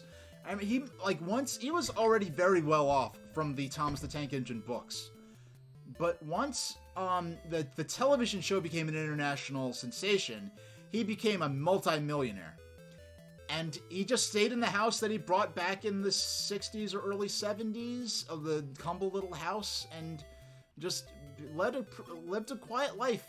And he's like, it was in interviews, he's like, yeah, like, what am I gonna do with a bunch of, you know, cars and stuff? I'm happy with the house I have, I'm happy with the life I have, I'm happy with the people I have in my life. And he just kept quiet and minded his business for the rest of his life.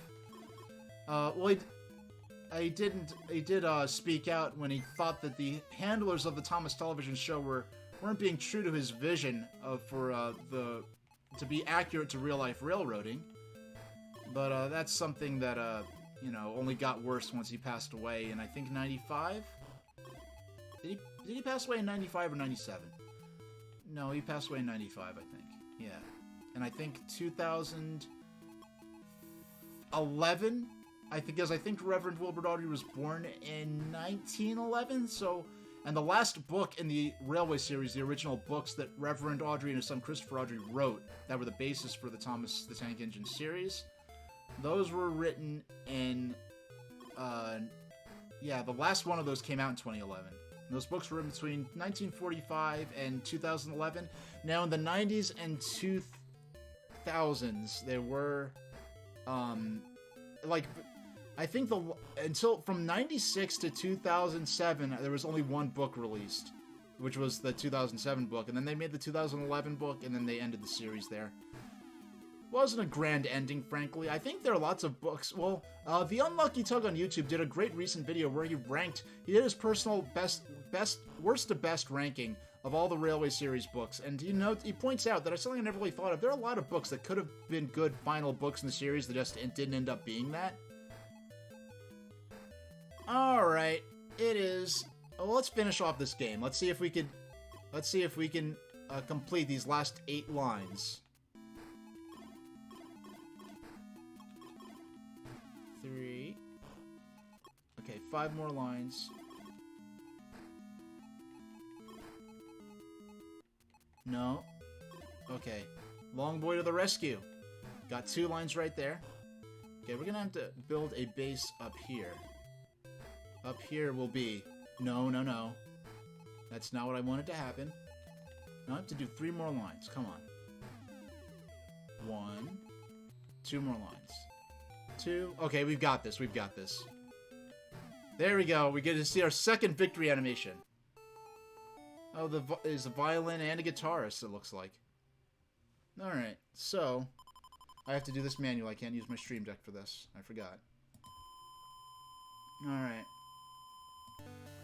So, our next game is going to be Tetris Attack for the Game Boy. I've test-played this game just to make sure the cartridge works. I never sat down and really played it before. I'm completely unfamiliar with the Game Boy version of Tetris Attack. But it's basically the playfield's slightly smaller, but it's basically a straight port of the Super Nintendo game, which I am familiar with. I don't own it, but I did play it in high school at a friend's house. So I am going to drop a credit for my artists, and I will be back in 10 minutes for the second half of the stream where we'll be playing Tetris Attack. Now let me just set the timer. Let me just set that timer. Alright. Now I'll be right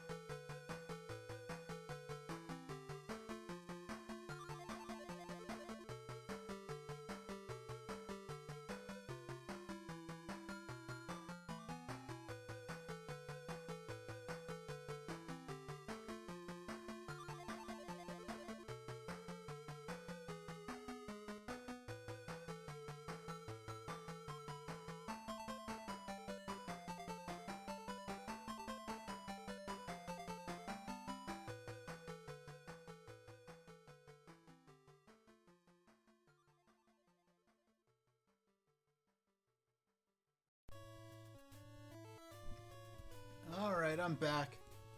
I just got an error saying that something went wrong with the output, but from everything I could see, it looks like the stream's still online. So let's get ready for the second half of the stream and jump right into it. So we are now playing Tetris Attack for Game Boy, which it looks a little better. Yeah, there we go. I like how that looks now. Notice there's a mode that lets you output, like have the screen display the same thing as what was pushing through to the monitor and the capture card. I do that with the Wii U when I use the Wii U for streaming. When I'm using a game that doesn't need the gamepad and it just mirrors what's on the screen. Because most of my Wii U gameplay has been virtual console stuff. So when I do the console cam, I have the console and then I have the gamepad. And it looks cool. And the funny thing about the Wii, I've had someone accuse me of like, oh, I'm just have a console cam because I want to show off I have this fancy high-end system. Well, first off, when I pre-ordered it, I did not think it was going to be this super prestigious thing, and I think it's sort of stupid that it ended up getting that status. I just wanted to play my Game Boy cartridges, in a simple manner that I could put output in HDMI. But second, it's like, okay, if I wanted attention for having an analog pocket when I was streaming because I have a console cam on this, what special attention am I gonna get for having a doggone Wii U? Like 12 people bought that system, and one of them was not me. Whoa. This is scary. Yeah. Can you hear this? Hold on. Can you hear that? Yeah, so... Yeah, I touched the 8-bit Do controller, forgetting I was using that and not the Switch Pro controller. And by the way, I'm not counting this. I'm resetting the timer. And the controller it's vibrating and won't stop. This is the craziest thing. I've never seen a controller do this before, where the vibration function is stuck on. Alright. So I'll just ignore that. No, I can't. Now it sounds like there are bees on my desk. Yeah, I think it's going to do this until it runs out of power. I don't want to put it on the... Okay, I'm just going to... Alright. Alright. Now, to restart, let's get this for real. Okay. Now I'm using the Switch Pro controller, as I mentioned before. Well, now this isn't... Do I have to unplug it and replug it in? I cannot tell you how amazed I am that the Nintendo-branded Nintendo Switch Pro controllers, made specifically for Nintendo Switch, just plug in a USB-C port into it. It just works with any old system. This music is, I think this track here, is actually from Panel de Pon. This isn't one of the... Well, actually, no. They used this track from Panel de Pon. But here's the funny thing about this game. If I'm not mistaken, there was no Game Boy version of Panel de Pon. They basically made a Game Boy version of Tetris Attack with Yoshi themed, like Intelligent Systems who made Panel de Pon. They basically made this game specifically for the European and US market. Then they brought it back to Japan as Yoshi de Panapon. And there was an unfinished Game Boy, there was an unfinished monochrome version of Panel de Pon. But, we will be talking about that later. I have plans, that's all I'll say. We'll play on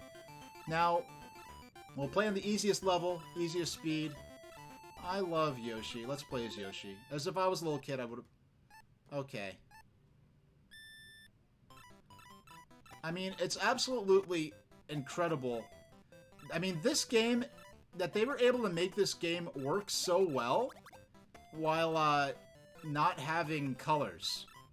Because without meaning to, they ended up making Panel de Pon is among the more, especially for this time period when accessibility in terms of people who can't see a full color range wasn't necessarily something they were thinking about.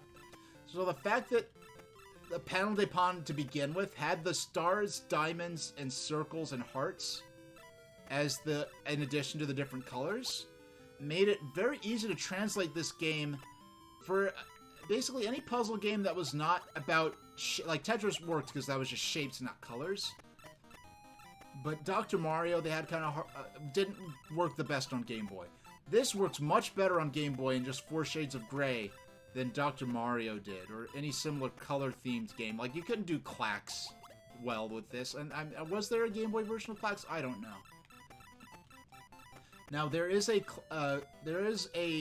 Atari Lynx compilation for the Evercade, which I plan to get, but unfortunately one of the main games I wanted was Clacks, which is not on the compilation.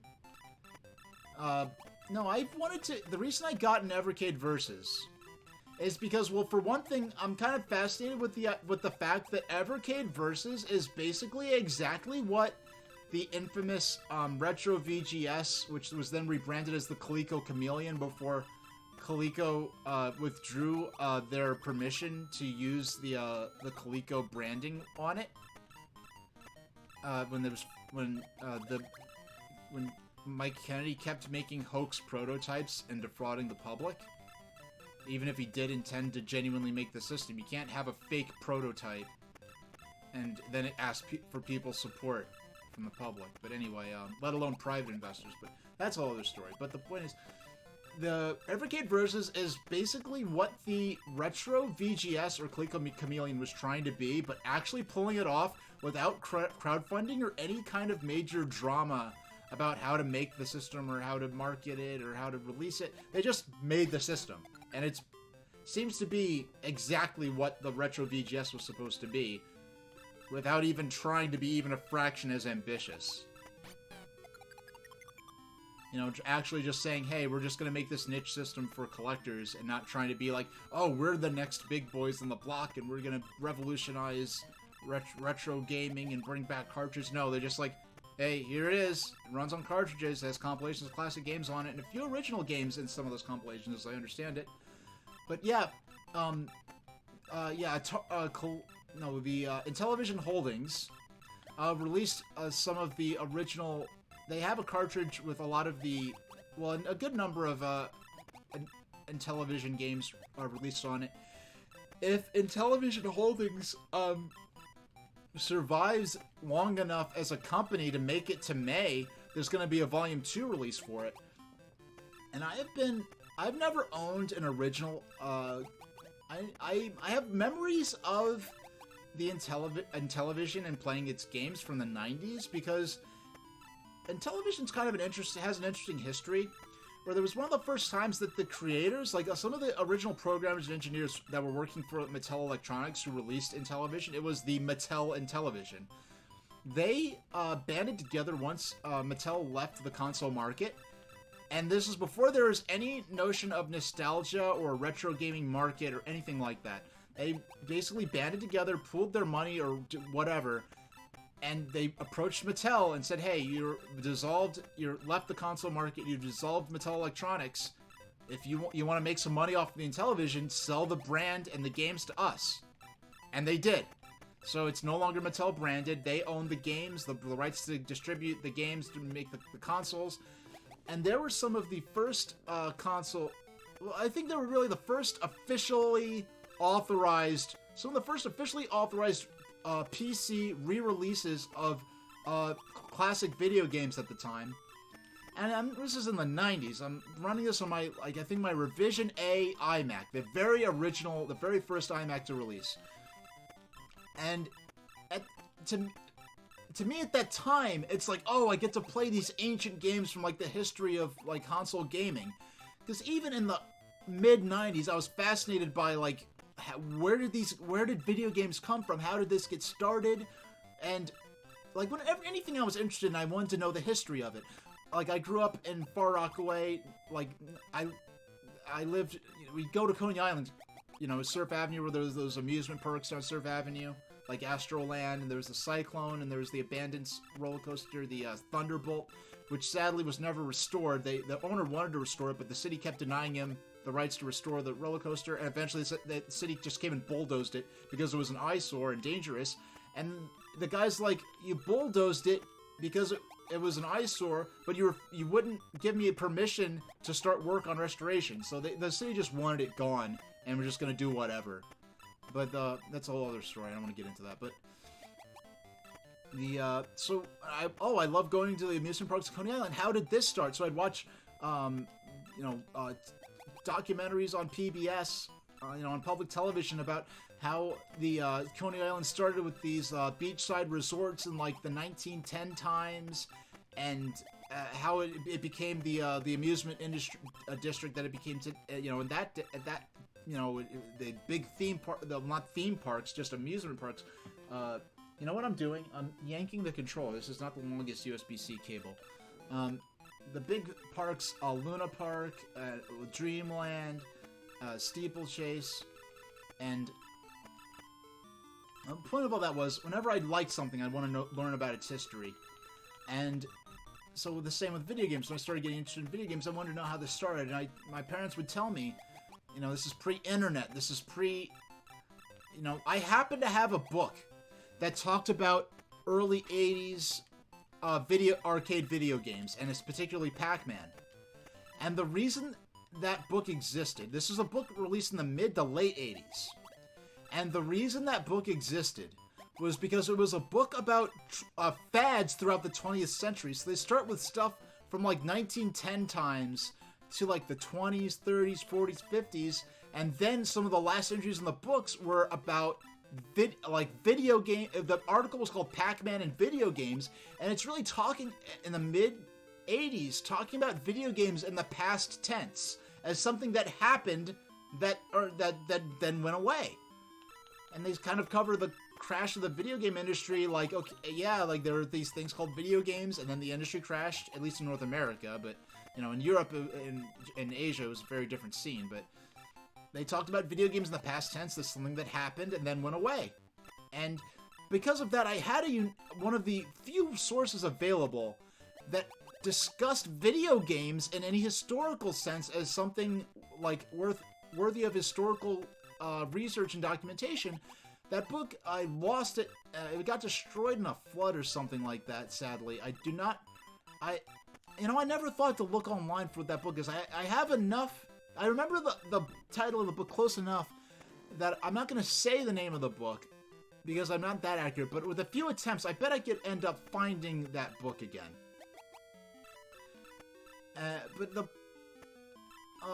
This is all about, I was talking about in television, I'm playing this officially released Intellivision emulator that was available for free on the Blue Sky Rangers website. And I remember playing Astro Smash, and I remember playing Utopia with my mom. Utopia being arguably one of the first, like the forerunner to stuff like SimCity, one of the first real-time simulation kind of games, where you're playing as I would like to think the democratically elected president of a small island, but you're controlling absolutely everything with single-handed authority. So you're potentially the dictator of a small island, where you're managing, how many fishing boats are we gonna have, how many warships are we gonna have, where are we gonna plant crops at, and then natural disasters can hit, and things like that. And if you're playing with two players, the other player can attack. The players can attack each other or play cooperatively and peacefully. It was a cool little game. So I had so I have some experience with Intellivision through that. And when the Intellivision Flashback came out in 2014, I got that. And at the time, it was perfect for me, because I did not own an HD TV of any kind until 2018. It was after I moved out of my childhood home, and at that, I finally had like a living room and a place to put a big screen TV. And it's like, okay, I guess I'll get one of those HD televisions that are all the rage. And so I got the But when I first got the Intellivision Flashback, it's when I still was, it still only had a standard definition tube set. So the fact that the Intellivision Flashback used standard def was not a problem. It was actually a benefit. And plus, it's cool being able to play in an original system, like an old, like a CRT era standard def system. Being able to play that on a CRT is a really cool thing. And I never thought I'd be in a situation where, I guess that, that having a CRT kind of, as kind of a distinction of a hardcore retro gamer, and that was never the thing. I mean, I got the CRT. The first systems I was playing on it were Nintendo 64 and NES, and then I was playing GameCube on it, and eventually I was playing Wii on it. You know, in my college days, but and later in, but yes, but that it's a Sony Trinitron. One of the later models, well, one of the last models they made before they started going with the flat screen CRTs. And I left that monitor behind in the last region I was living in. It's about a 10-hour drive away, and I have a storage unit in the old state I was living in before I moved to my current location. And I have to go back and get when I move to a bigger apartment in the same region, probably, we'll see. When I move to a bigger apartment, then I'll go to the storage unit. I'll get a truck, because I moved here in a car. I didn't bring a lot of stuff with me.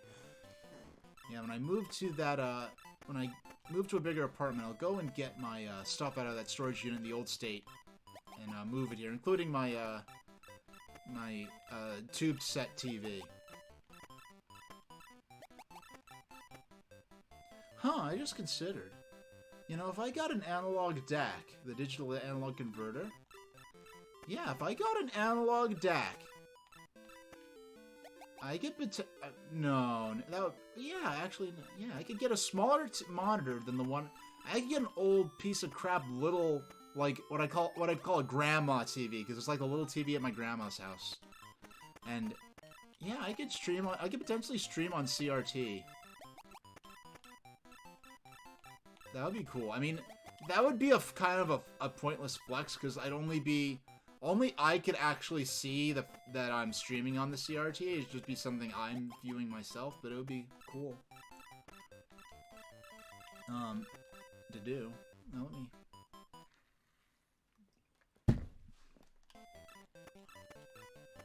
Can we beat the baked-in high score of 7,000? We're only a few hundred points away. And I gotta say, I consider this a superior puzzle game to Tetris.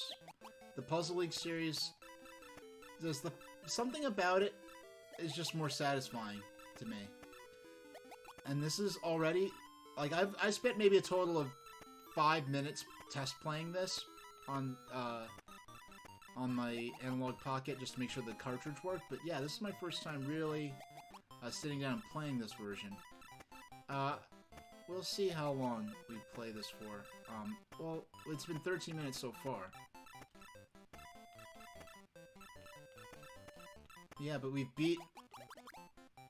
Now, it's kind of funny, the high score, because I've surpassed the baked-in high score of 5,000. There's some games where once you surpass the high score and your current score update in unison. Here it's showing me... Well, this is kind of cool, and it's cool seeing them both climb together, but this is kind of neat because you can see by what extent I'm surpassing the high score. You know what? And I just considered, this is unlike Tetris, because this does have an adventure mode, this might actually save the game.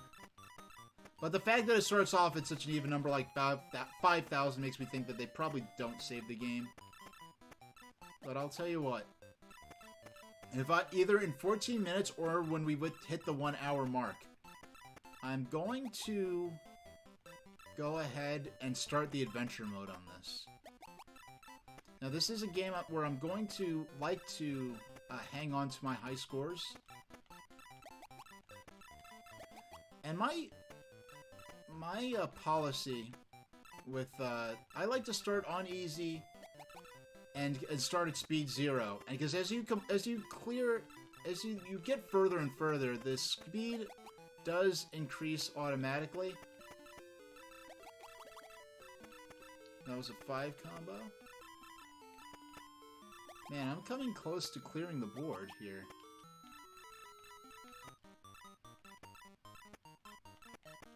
There we go.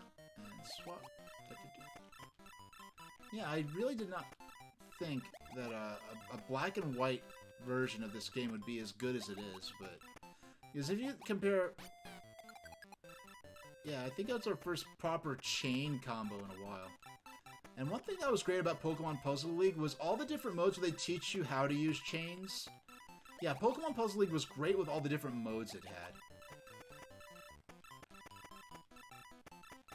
Yeah, Pokemon Puzzle League is a game if Pokemon Puzzle League gets added to Nintendo Switch Online, I will pay for the ridiculous step-up cost to get the upgraded Nintendo Switch Online membership.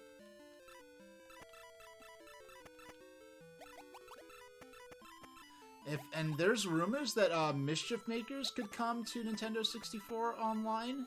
I mean, to Nintendo Switch Online.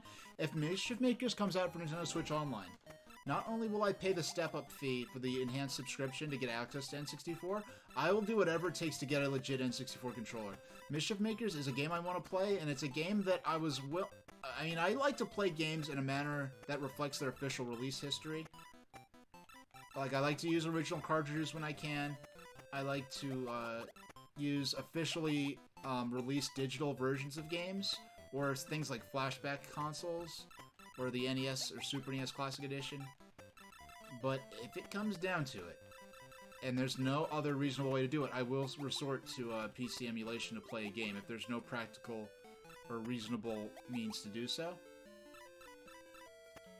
And Mischief Makers is one of the games that would have gotten me to do that, and it's just a game that, whether it comes out on Nintendo Switch Online or not, I will eventually I do plan to eventually cover it. Man, we've been playing... Cannot you believe I've been playing this for 17 minutes already? I don't know if I can't quite say if I'm better at this thing. I don't think I've had a single game of Tetris last 17 minutes when I was playing before. Now, I can't say definitively, and I'm talking about Mode A. I can't say if I'm better at Tetris Attack than I am at Tetris, or better at Puzzle League than I am at Tetris. But what I can say, yeah, I'm not sure if I'm better at this game or if this game is just easier. But either way, I definitely enjoy this more. And these games, whether it's the fairy girl, magical girl, cutesy theme of Panel de Pon, the comfy and also sort of adventuresome feel of Pokemon in Pokemon Puzzle Challenge and in Pokemon Puzzle League, they've done a great job of always making all the versions of this game I've played. I never played the DS one, but every version of this game that I've played is a very relaxed. They always find a way to make it really relaxing and enjoyable and pleasant. And I don't know if when I play Puzzle League for Game Boy Advance, that was included as part of the Dr. Mario Puzzle League combo pack released in 2005. I have the game. I've only tested the Dr. Mario side of it, just to make sure the cartridge worked, and I'll use that to test the audio volume too, when I test the volume for a couple of streams down when I get to playing that version of the game. But that's the first version of Puzzle League that doesn't have any theming or characters as a part of it, and I wonder if that'll make it seem less friendly or less enjoyable. Because even back in 2005, I was just interested in the fact that, oh, it's just Puzzle League. There are no Panel de Pon Fairy Girls, there's no Pokemon, there's no Yoshi's Island stuff. It's just the gameplay of Puzzle League presented with no frills. And I was interested to see, in terms of presentation, how that was. If I understand it correctly, I played Dr. Mario and on the Dr. Mario Puzzle League combo pack, and it seems like the music and the imagery is heavily based off of Dr. Mario 64 for Nintendo 64, which is a game I did have. My parents played it a lot more than I ever did. And they use kind of paper cutouts to depict the characters, and they kind of build this interesting Dr. Mario universe unto itself, where they're unique characters. Like, there's a mad scientist called Science Stein and the like, and I think that I don't think that those characters ever appeared again, but from what I remember, so the GBA version of Dr. Mario that's in Dr. Mario plus Dr. Mario / Puzzle League is a version of the game that's loosely based on, well, I think it's based directly on, in terms of the programming, at its core. There was a Japan-only compilation called Nintendo Puzzle Collection. I don't know why it only came out in Japan. Probably because of the Panel de Pon part. But it was Panel de Pon, Dr. Mario, and Yoshi's Cookie for Nintendo GameCube. And all 3 versions of those games, you had the option to temporarily download with the GBA link cable, the GBA to GameCube link. You could download versions of all 3 of those games to the Game Boy Advance. And I think the version of Puzzle League that you, like, Dr. Mario just gave you a port of Dr. Mario for NES. Yoshi's Cookie was, I think, a unique version of Yoshi's Cookie, or I don't know what they did with Yoshi's Cookie. Was it just the NES Yoshi's Cookie game? Did Yoshi's Cookie even come out on NES? I don't remember. I know it came out on Game Boy and Super Nintendo. I'm not sure exactly, but the version of Puzzle League was an original version.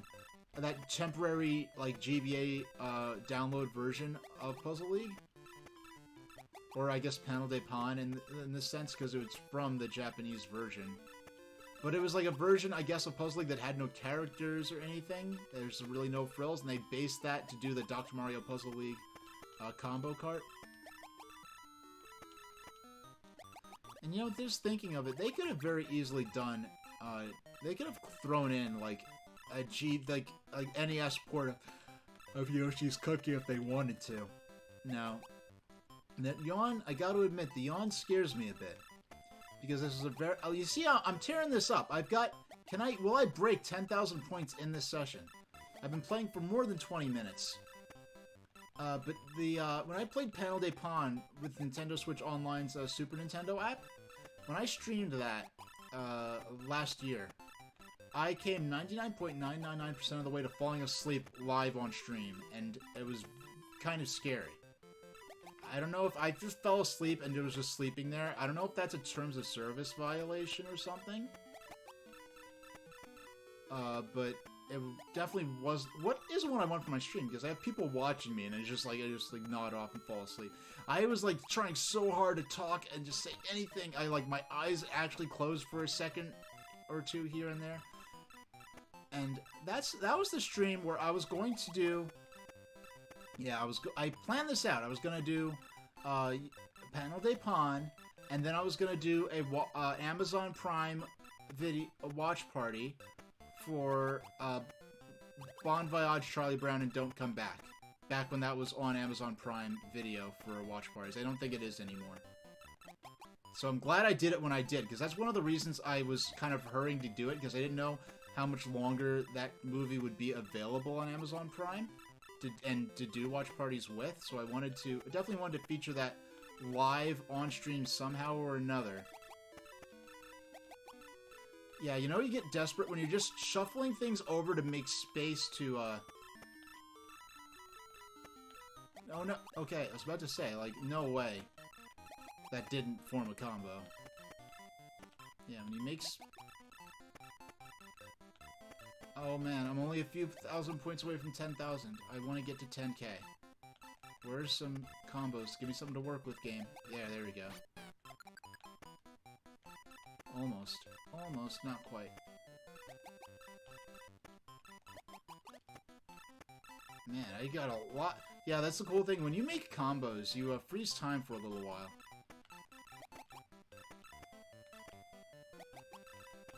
Nope. Couldn't place it in time.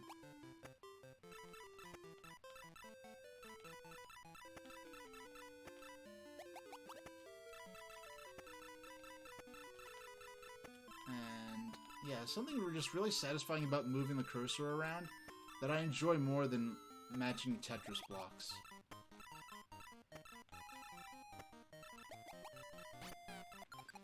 Yeah, it's so much... I mean, yeah, you get multiple lines in Tetris, but this is really more of a combative kind of puzzle game, honestly. It's much easier to make a fierce multiplayer experience with an emphasis on sending over garbage blocks. Like, this, honestly, like, should be, like, the standard... I mean, it kind of is, but just Nintendo doesn't support it. Like, this should be, like, the standard the signature Nintendo puzzle series. Like, imagine if Nintendo did for Panel de Pon what they did for Tetris with Tetris DS. Imagine what a great thing that'd be, like having just Panel de Pon or Puzzle League, like just Nintendo Puzzle League. That just sounds good, right?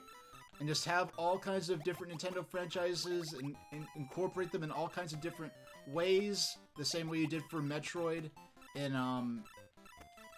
the Legend of the same way you did for Metroid and Zelda, and even Yoshi's Cookie in the Tetris DS. Now it's funny, the closest I've ever come to playing Yoshi's Cookie is the Yoshi's Cookie themed mode in Tetris Attack. No, not in Tetris Attack, in Tetris DS. Man, we've gone multiple times from nearly losing to nearly clear. We've now, yeah, we cleared the board for a moment. There were no more matches to make, and we're nearly at the bottom line. My brain isn't seeing the combos fast enough. Okay. I need to relax. And, oh, we beat 10. We've surpassed 10,000 points, by the way.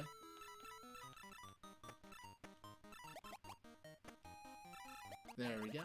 That's a nice little time freeze there. And we'll just match those two up, and these two up, and these three up, and these three up. Oh man, I'm doing good. Oh yeah, no, yeah, Azuros, this is, like, when they made, Pokemon Puzzle League was just this, with Pokemon stuff added to it. And there's another Pokemon-themed version of this game that I don't think you've ever seen before, except for, I don't know, there's a documentary about the Puzzle League series. You might... Oh my gosh! Oh my gosh, we are so... Oh no! Oh, we got another match! We got another match! Oh, we got another match. Even the... Okay. Oh, man. Oh, I saw the next match I was going to make, too. I just was not fast enough.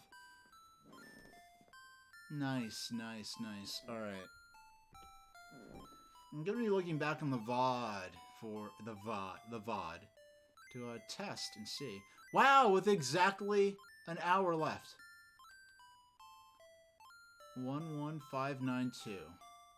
Yeah, I'm gonna take a note of that for later.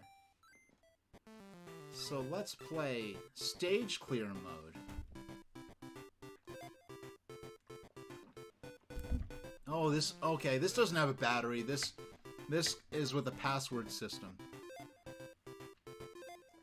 Alright, let's go. So... Man...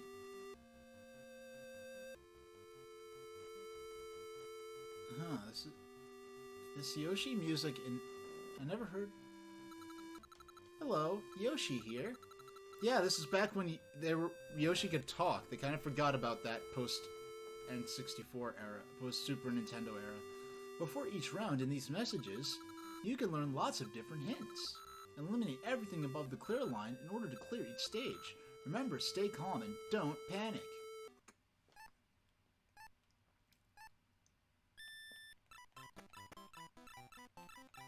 Is this the story mode? I thought there was some sort of story mode. Yeah, so we're starting on speed 2 here. Yeah, the line clear mode in... The line clear mode in Pokemon Puzzle League is just like this, except for it's actually themed around fighting the Team Rocket trio of Jesse James and the Talking Meowth. Yeah, so this is... But I don't know if... I was very sure that there was some kind of... Yeah, so we just gotta clear below... We just gotta get all the blocks below that line, and then we'll have cleared the stage.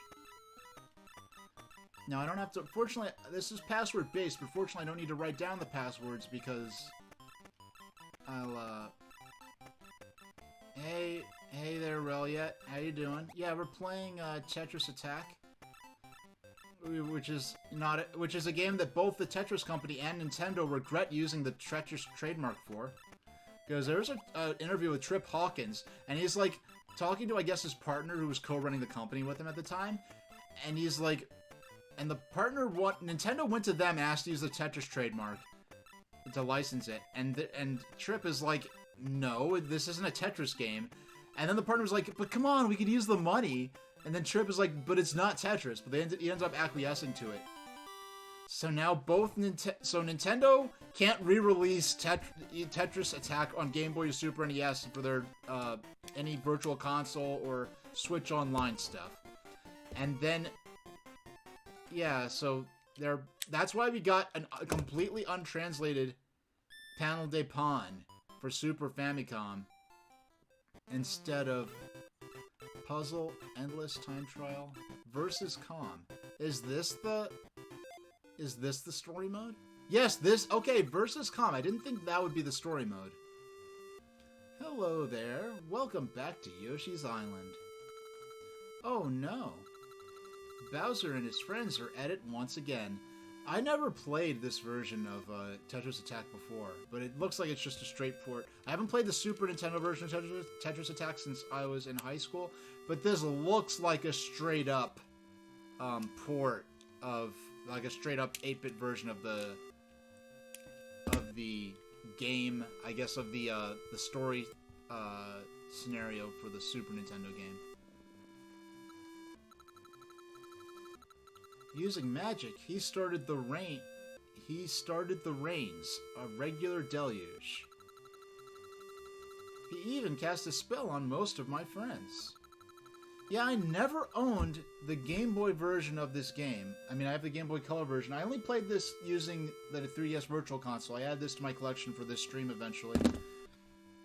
But I wish I had this back in the 90s. My mom would have loved this. In fact, the version of Tetris, the very cartridge of Tetris I was playing earlier was the one that I got from my mom when she moved back in. And I was like, hey Mom, do you have that copy of Tetris on that old Game Boy? Because somehow I didn't have mine anymore. Luckily, a spell didn't work on me because I'm the main character. And I figured out how to remove the spell. We just have to match a lot of colored blocks, or rather 4 shades of gray blocks. Alright. I'm free!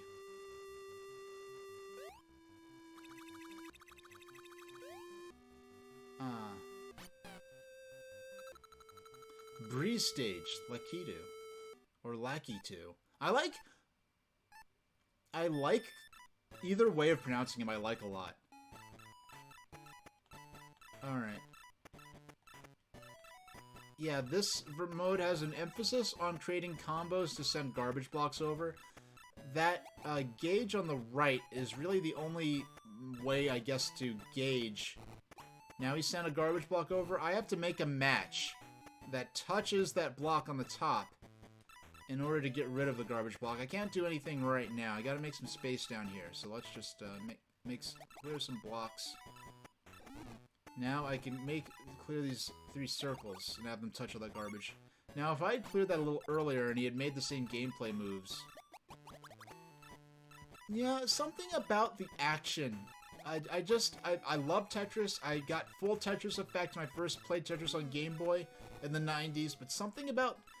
And mind you, I did not play this version of this game. The first version of this game I ever played was Pokemon Puzzle League. But I'll be straight up with you. I only rented that from Blockbuster because it had Pokemon in it. But I ended up loving the game, and my mom and my dad ended up loving the game, and we ended up just buying the game and getting a bunch of extra controllers. Yeah. I'm free.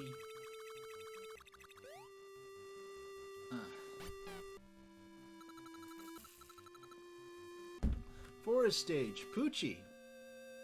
Poochie, I don't think ever has a history of talking in the Yoshi's Island games. I mean, this is one of the last games, I think, that really had a lot of Yoshi speaking. Well, Yoshis as a species could speak in Paper Mario, at least in the first one and the second one.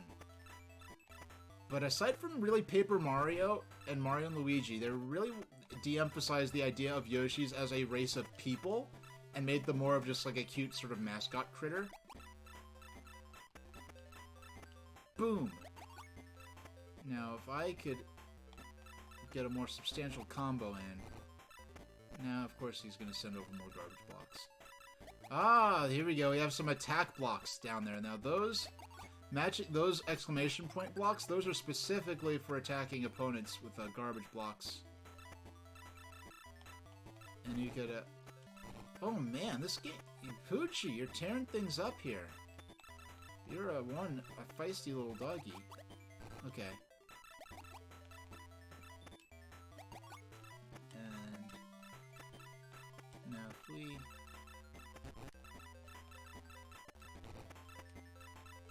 match just one more... there we go.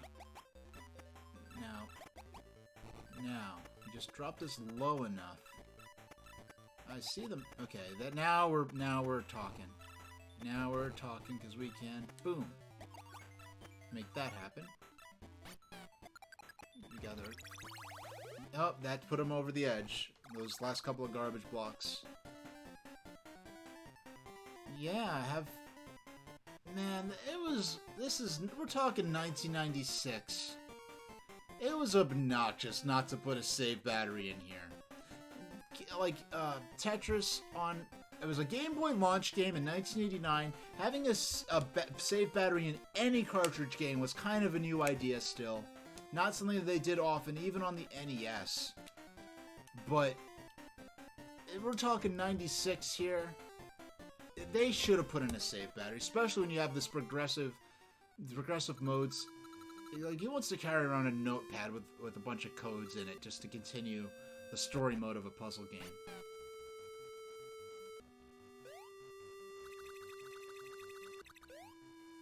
Ah, the Amazy Daisy? Is that what these are called, if I remember correctly? Oh, it's Flower Stage. Flying Wiggler. Wiggler's... oh, he's a Wiggler butterfly. Okay. Yeah, there's no save function, but I'll point it out when I beat this stage. There was a little password it gives you. And you had the option, if you wrote down that password, you could punch that in and continue from where you left off. But I think, especially in a game like this, where you want to save your high scores and stuff like that, I think they should have had a save battery. If I remember correctly, even the Super Nintendo version of this game did not have a save battery. I know Panel de Pon didn't have a save battery, because that game, when I played it, it had on-screen passwords just like this one did.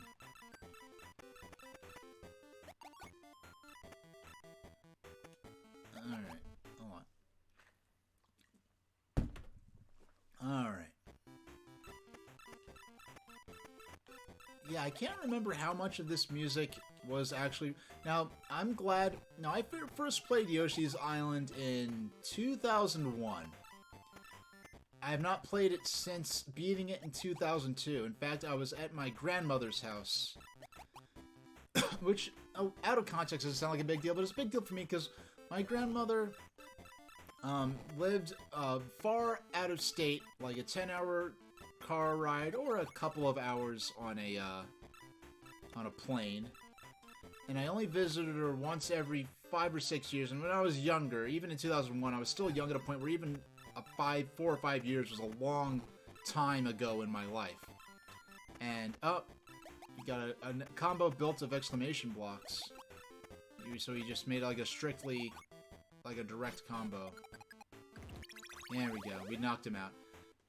Now look, the password we got there. BDVJO1WL. So you'd have to punch that in to continue from this point in the game. Flying Wiggler is rid of the evil magic. I'm free!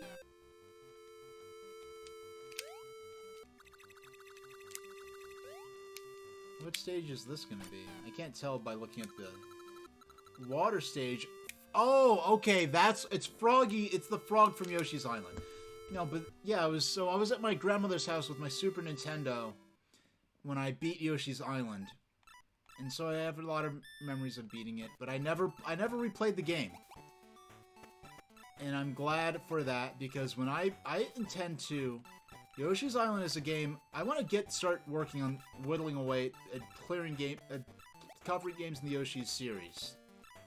Both Yoshi's Island games and Yoshi's Story derived games. It's kind of funny how the Yoshi platformers kind of have a branching path, where Yoshi's Story was developed with the intention of making Yoshi's Island 64 a Yoshi's Island sequel.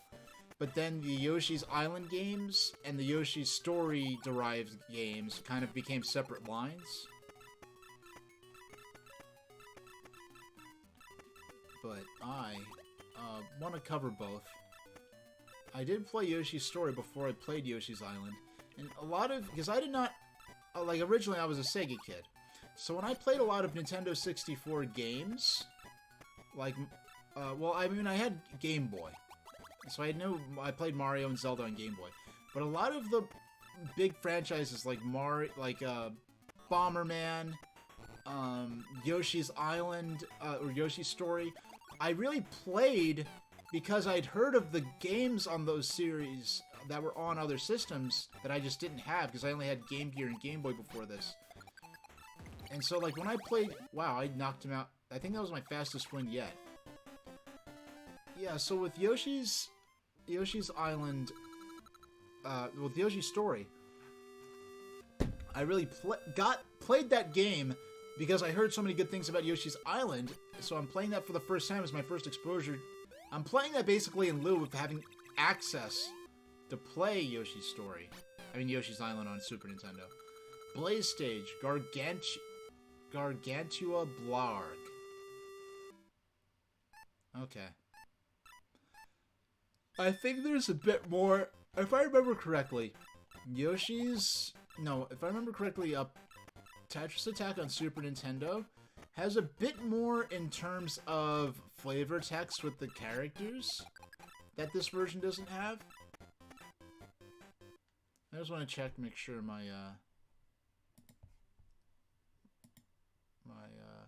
not dropping any frames. Yeah, we're good, we're good. Uh-oh. I said that too loud, he started attacking. So how about match 3? Good.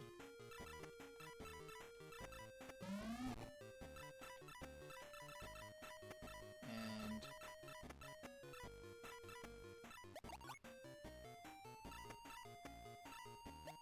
there we go. You know, I'd love to start off. I mean, I think I was playing that round of Tetris Attack, I think went on for like, what, closing in on 20 minutes? It would be cool if in the future, any time I'm playing a new game that I'm using the Analog Pocket for, just start off with some version of Tetris Attack, and I have several versions to choose from. I have this one, I have Pokemon Puzzle Challenge, and I've also got the Dr. Mario and Puzzle League one. I've got a lot of stars to work with here. Let's see if I can do something with these. And we're gonna drop this one, and boom! Clear the garbage blocks, and at the same time, attack the enemy.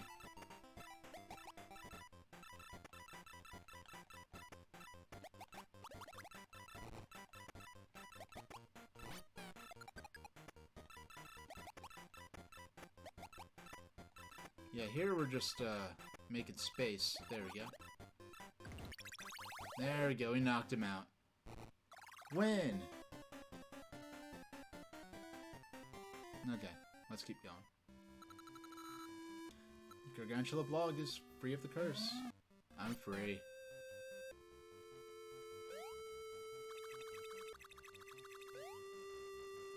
What's this? Coral? Yeah, okay, I was right. That is coral. Ugh. Man, these games are so comfy. I'm gonna, like, fall asleep on stage. I'm 99% of the way to falling asleep on screen, but...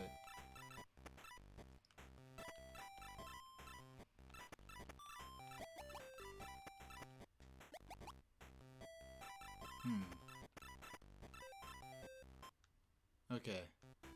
I was gonna say, because some puzzle games, like there's some games I played where you press pause and it actually leaves the game field on screen. I'm like, yeah, that's a perfect way to cheat. You did not think that through. Just pause, plan out your moves.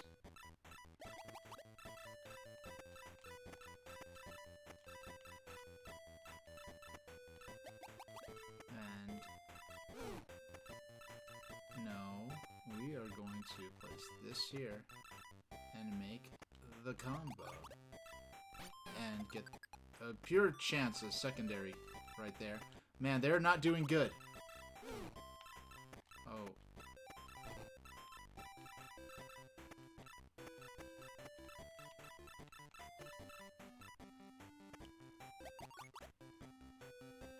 And, okay. Or maybe I misinterpreted that.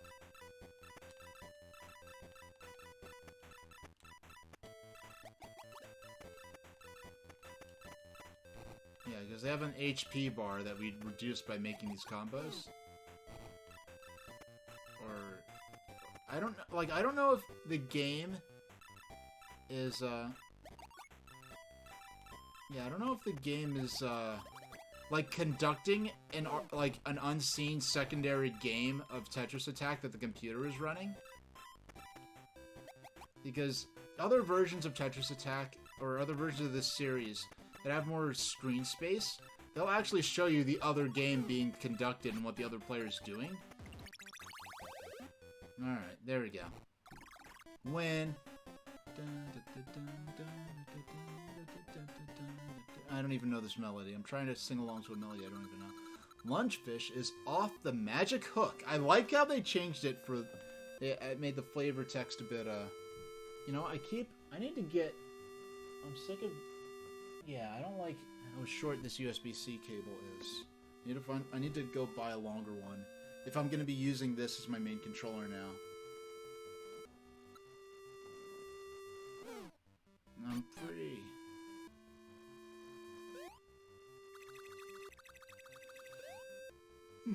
What's this, the moon? Lunar stage, Raphael. Oh yeah, that's right. If I remember correctly, the whole Raphael the Raven on the moon has something to do with Japanese folklore or a Japanese nursery rhyme or something like that. I'm probably misinterpreting or misremembering something, but I remember somehow thinking that or being led to think that. Okay.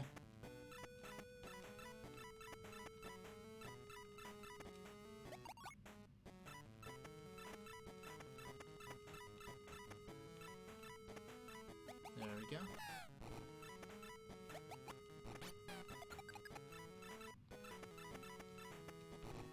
There we go.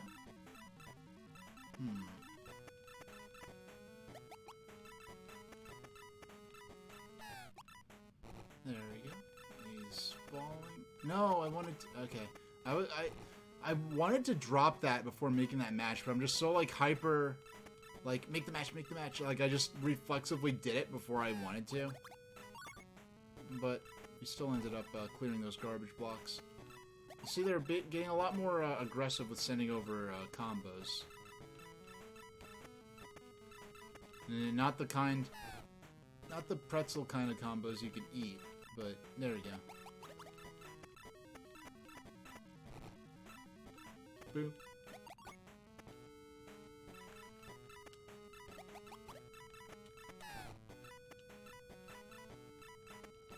And I wonder if I forgot if they ever used the Yoshi's Island like mini boss and boss music in this. I mean, if we get an official rendition of the Yoshi's Island mini boss theme, that would be so dope.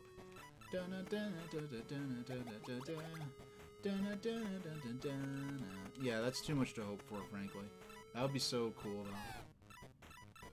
I'll have to look online, see if anyone's... Are we gonna get our first L of the adventure mode?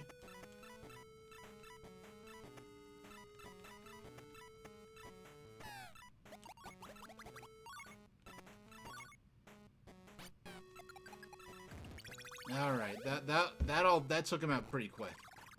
That was probably the closest we came to losing since we started the adventure mode here. Raphael the Raven is no longer bewitched. I'm free. Hey everyone, I'm so glad you're all back to normal. Okay, now that we are back together once again, let's go kick Bowser's tail out of our home.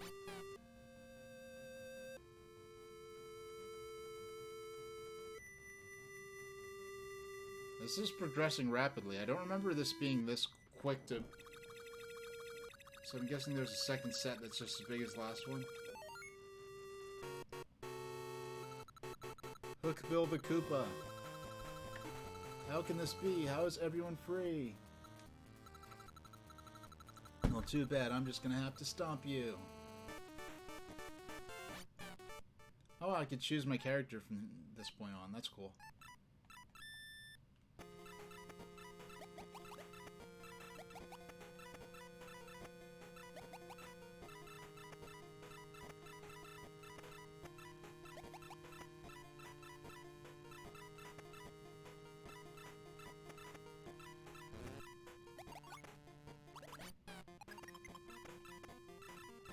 Oh man, that's a lot of damage. Very quickly I dealt to him.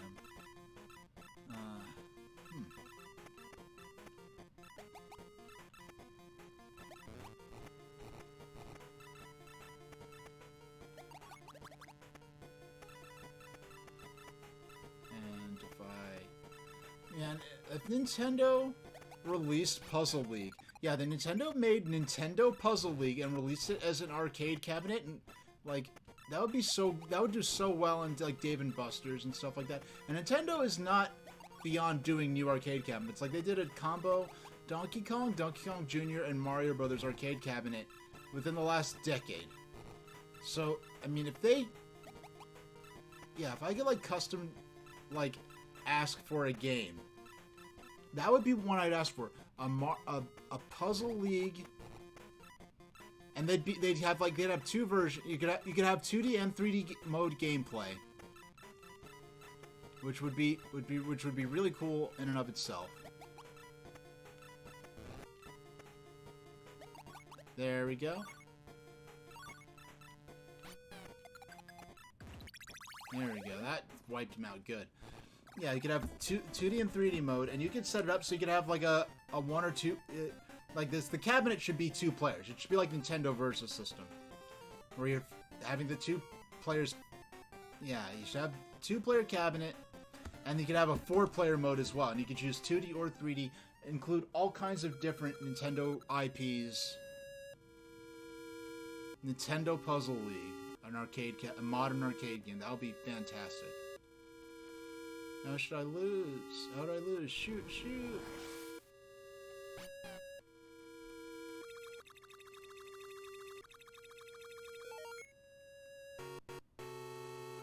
Alright, Naval Piranha, one of my favorite Mario enemies. You fools. Do I have to teach you the penalty for removing the spell? You get to come for supper. Feed me, Seymour. To my supper.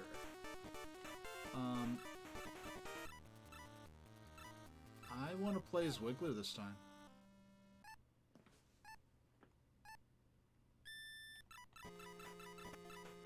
You know, I'm playing as 2 characters that are both traditionally enemies, like Mario antagonists.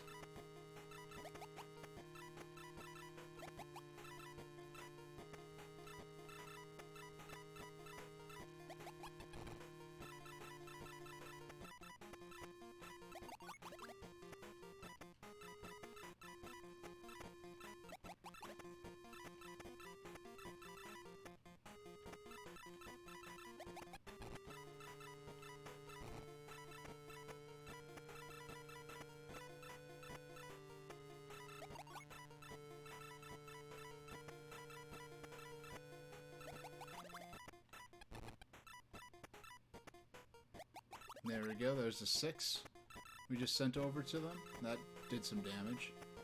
And if we can drop one more... Oh. Yeah. There we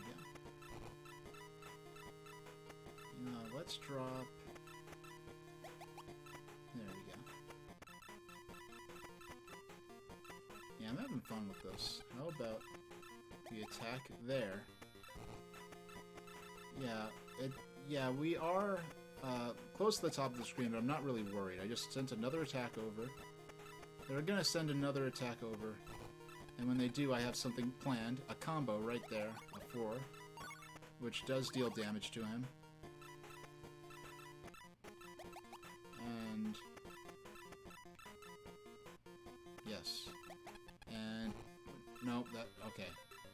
I misinterpreted that and almost lost because of that.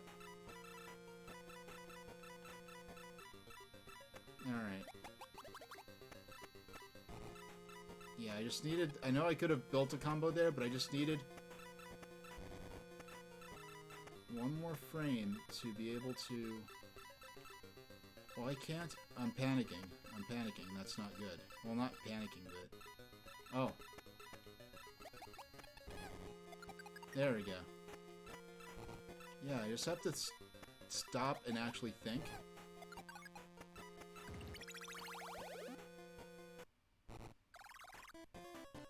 Yeah, we knocked. Sorry, sorry, Audrey, too. Huh? How could this have happened?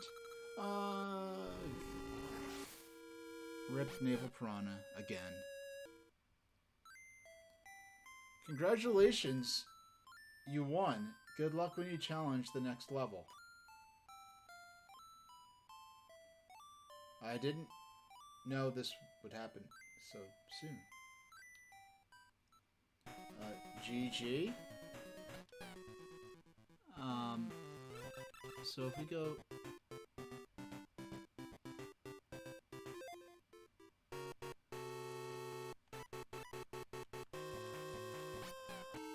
So wait, I wanna...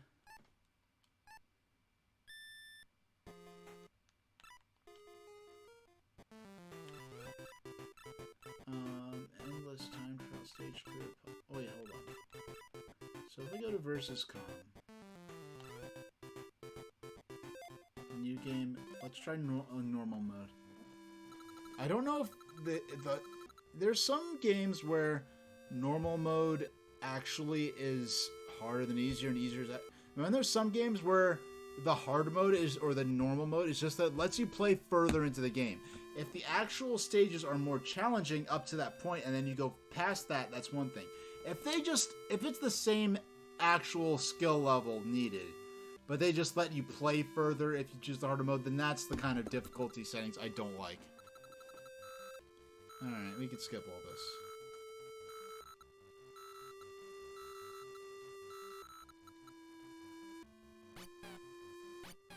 Yep, you're free.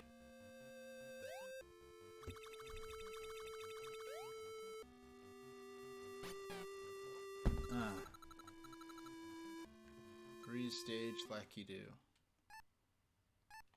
Let's go.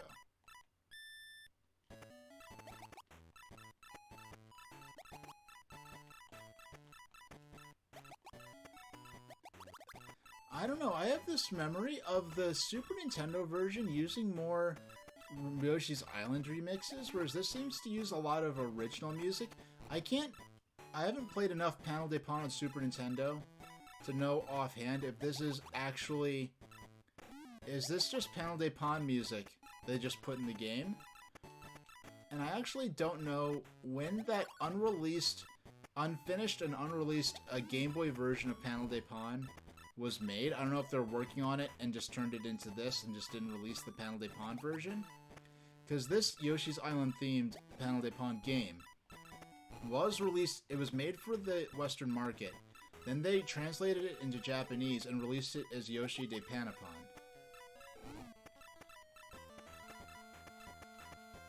And as for any unreleased Yoshi games, wow, you know what, I was thinking, why didn't I pause when I bent? Everyone saw when I looked over to glance at my phone. Everyone saw that. And all I had to do... Yeah, all I would have had to do is just pause the game.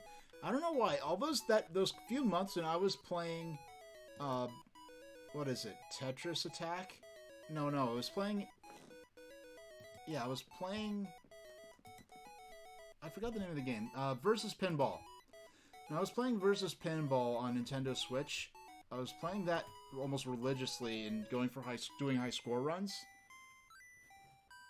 And that game, because it's a direct arcade ROM, there's no pause feature when you're in the high score mode. In the high score mode, you have to play it just like the original game.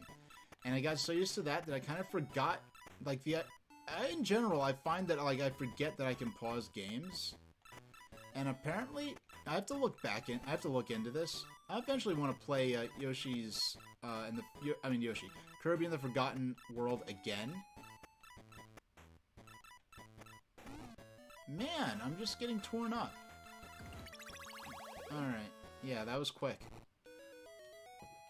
Yeah, Kirby in the Forgotten World.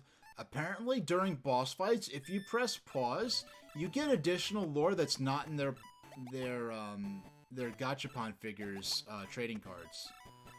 So I'm gonna have to play the game again and pause during the boss fights, because I don't think I ever paused during the boss fights. I was too busy just fighting the boss. I never happened to be in a situation where like I got a phone call or something like that where I paused in the middle of the boss fight.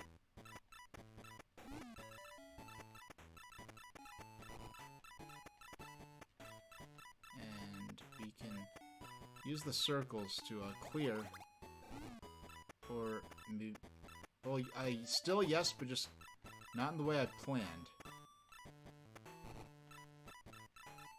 Actually, no, I want to make sure I get...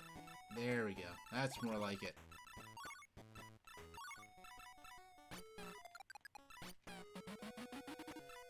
Yeah, that'll wreck him. That's wrecking him. One more good combo should clear him out. It should wipe him out.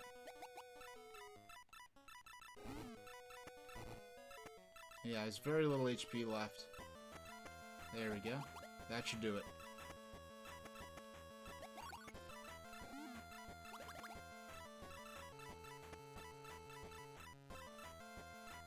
Why can't I think? Okay, I need to not panic.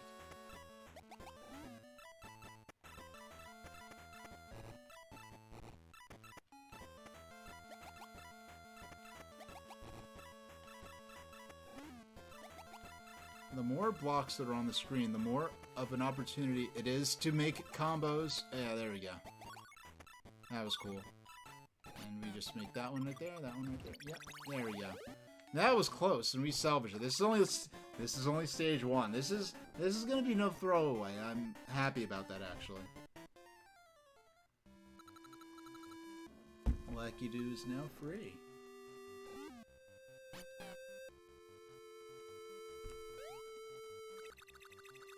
Yeah, just casually just looking at my cartridge of the next game we'll be playing in this series. Not today, though. Actually, no, I forgot to change. I keep forgetting to do this. Break in, more like end in, because and when the timer's up, the stream's gonna have to end, sadly. But, yeah, so...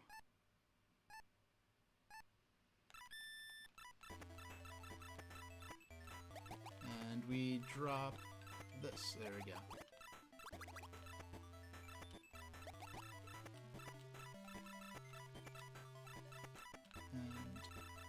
I mean, you could clearing the stage clearing the field that early on.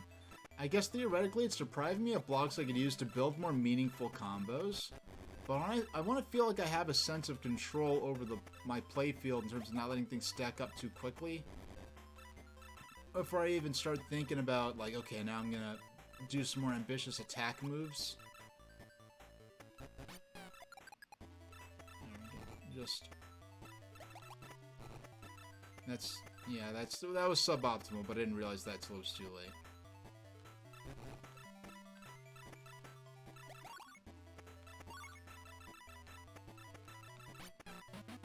There we go. Wow, how did I win stage 2 easier than stage 1? I mean, I got lucky to a certain extent with just what pieces they had, and being able to take advantage of them in the way I did, but... You know, when I was doing testing earlier, because the last few streams have been on Nintendo Switch when I was playing Kirby in the Forgotten Land. So I plugged in my Analog Pocket for the first time in a while, actually. And I found that when I was just using my mic, when I was doing my test footage and just testing all my equipment earlier today, my mic was fine when I was by myself. But then when I had the mic running with the game, my S's would, like, reverberate and make the S. You know, like how you have the whole phenomenon with microphones. You have to make sure you have your settings good, or else your P's are gonna pop. My S's were like hissing in the microphone, but it was only while I had the game audio running at the same time. It seems like the problem I had, and I don't know why I wouldn't have had this problem during Kirby, was that I had HD game capture running in addition to the broadcast software I'm actually using. It just sort of opens up automatically and is in the background. I normally don't really think about it. Alright, so we're going to... That's... Okay, I didn't mean to clear those in that way. I was actually building a more significant combo and just failed to think that through entirely. Ended up getting a lower scoring combo instead. Well, not even combo, I just cleared the blocks.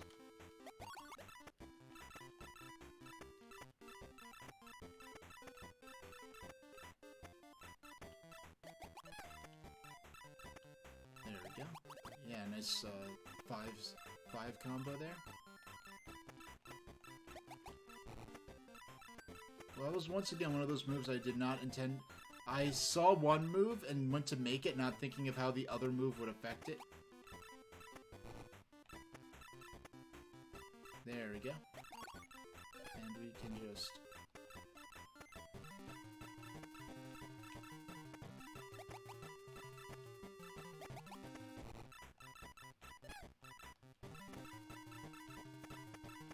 Yeah. Yep, there we go.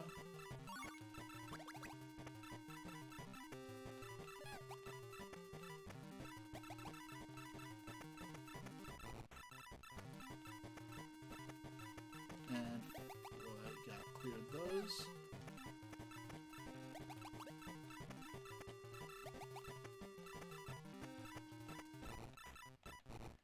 Oh my gosh.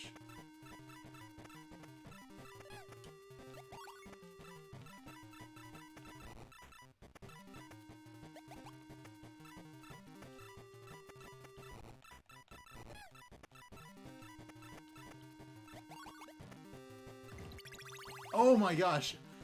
That was such a narrow victory. That was cool. That was a cool win right there. That was a very narrow victory. I earned that one. Okay.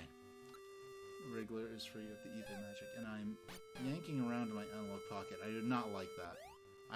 Next stream, I'm getting in a longer... Now that I'm using... Yeah, because do I have to keep this... Alright, I have to keep this plugged in at all times with the Nintendo Switch Pro controller.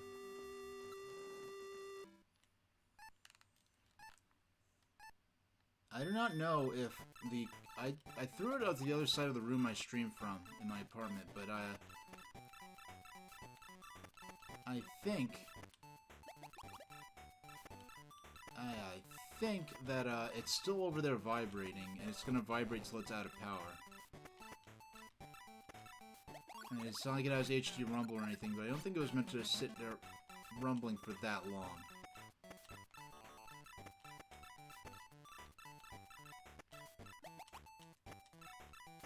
And we can match those three. And these diamonds. We'll use these stars to clear the garbage block. Now, it's kind of funny. I just considered this. And... yeah, and on the box art of this game, it shows the... Is there a mode where the garbage blocks actually have those faces on them? Or is that something from Panel de Pon that they got rid of for Tetris Attack? Because those faces are kind of iconic, but I don't know if... Did the Super Nintendo version use those faces? I don't remember at all.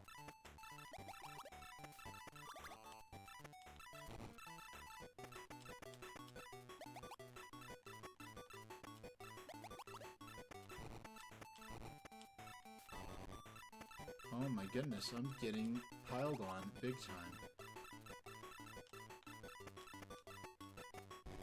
And we'll use the diamonds to clear the garbage blocks. And we'll get a combo right off the bat. Yep, there we go. That was smooth. Yeah, no, there's some combos that I just get lucky with. There's some that I actually do see. That was one I actually saw and deliberately set up. You could see me do that. If I did not make that move, those blocks would not have fallen in that way. And yes, I know my glasses keep sliding down my nose. That's the only flaw with these glasses. There's no, like, real grip to the middle piece, so I tend to do that nerdy thing where I keep pushing my glasses up. Froggy is no longer spellbound.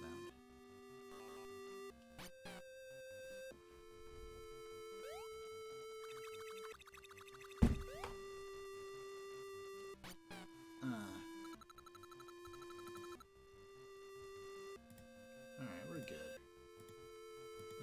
I just keep changing over to check. Because I don't use Streamlabs to check if I'm dropping frames. I use my browser view to check if I'm dropping frames. Because I find the browser view to be more accurate than my, than the view within my broadcast software.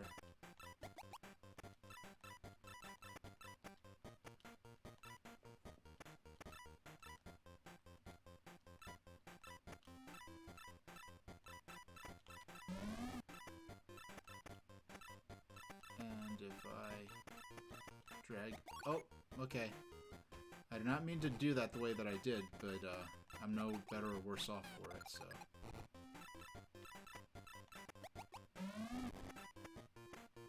And, okay, so we drop this here, place this here, and then... Boom! 5! Nice.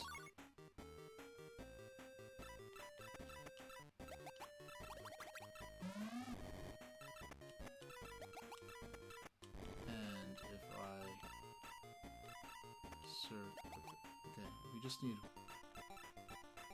No, I don't have another circle to work with, so I'll just take the lesser combo there. I almost made another 5, Oh, I needed like 1 frame more. I feel like that I had less time than I normally would have to work with. Because I saw how I was going to get myself out of that. And it just didn't give me the chance.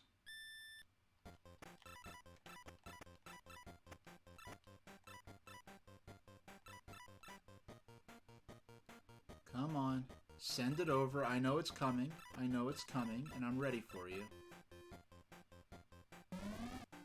Yeah, there we go. Just immediately, undo that.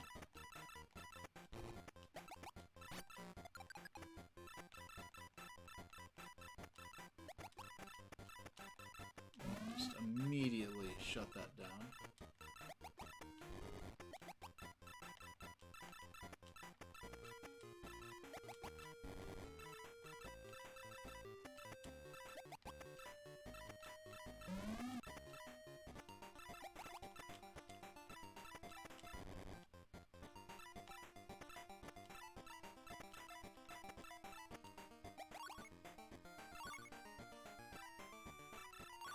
Oh man. It's like the game was like seriously lag. Was that lag? I couldn't even tell. It certainly seemed like the game was having a hard time resolving itself. Oh my gosh. Like, I just made one wrong flip, and if I made that flip right, I would have had an extra frame to try to resolve all that. Are these... Are they always starting me off with the same pieces? Because I swear I just saw, like, the same thing again as last time.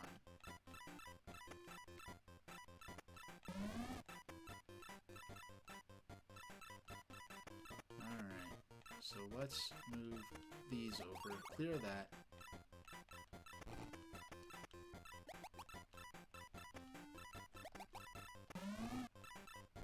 Switch, switch, flip these over and make the instant clear. Yeah. Wow, that did a lot of damage. And we'll make the combo there and clear that garbage block at the same time. I love when you could do multiple tasks with a single move. And yeah, there's nothing I could do to get too much more play out of that one.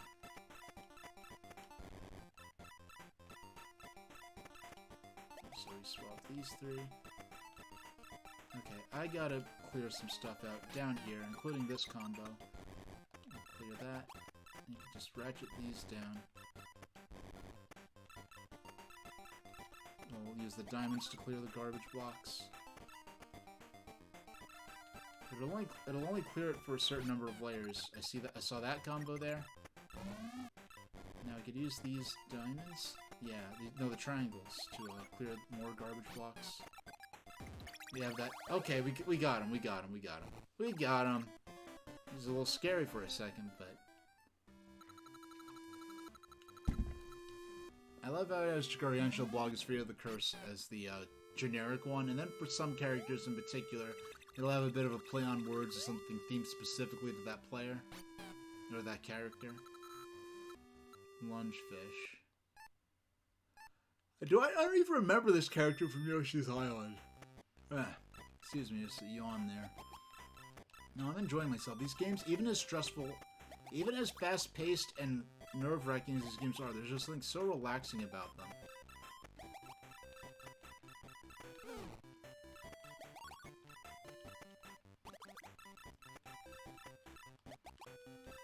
And we can just move these over, just like that, and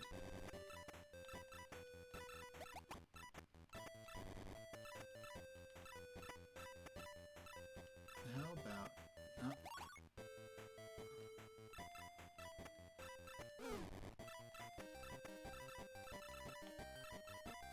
I'm going to do oh, no. I was going to do something more ambitious, but I made a wrong button press. And I moved... The second I made that wrong button press, that I could not set up the epic combo that I was going for.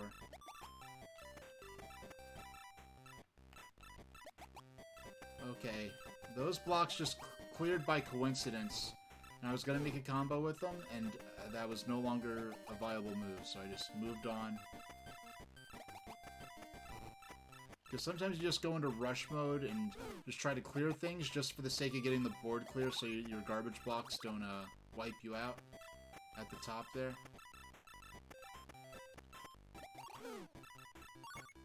We're making a lot of good. We're chipping away at his HP. Good. No. We want to... We're going to clear that.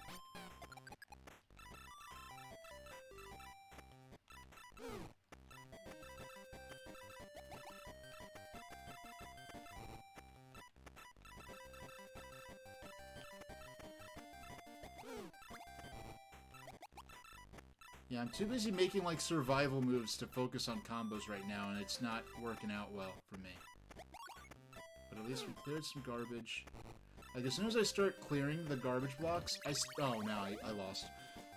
No, as soon as I clear out a bunch of garbage blocks, I start looking beneath it. I see what those garbage blocks are turning into, then I look beneath it to see if I can find any matches I can make for them to fall onto. So the second they land, that counts as a combo.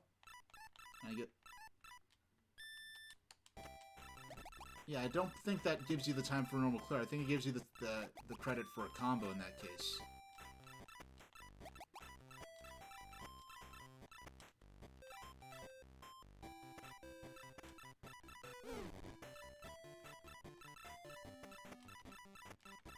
Yeah, so we're just gonna drop this and...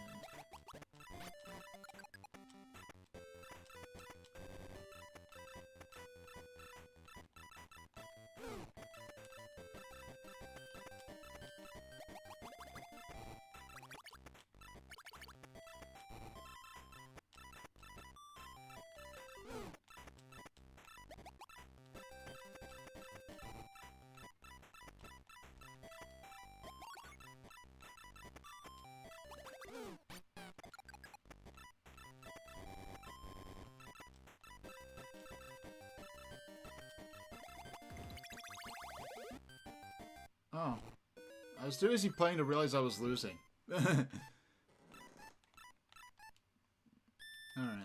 let's see if we can win. It seems like this or the next stage after will be probably our last of this session, as the clock winds down.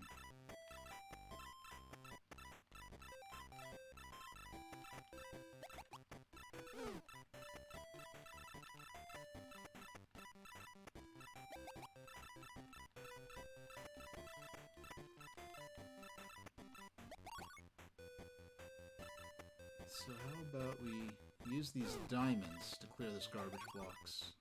Clear these garbage blocks. I said this garbage blocks.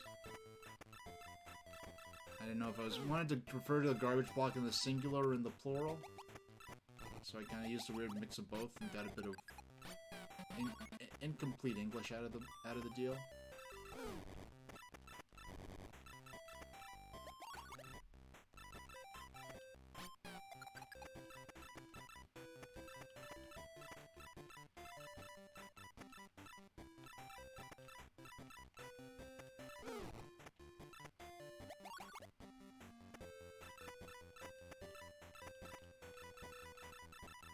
Yeah, I see what I'm gonna do. I'm going to... Boom! That earned me a lot of time, so... Oh yeah, when I say earning me time, I don't think I made that clear. No, okay, I didn't end up winning anyway. When you make combos, if you notice, when you make combos, time actually freezes for a moment. And the bigger the combo, the bigger the time freeze.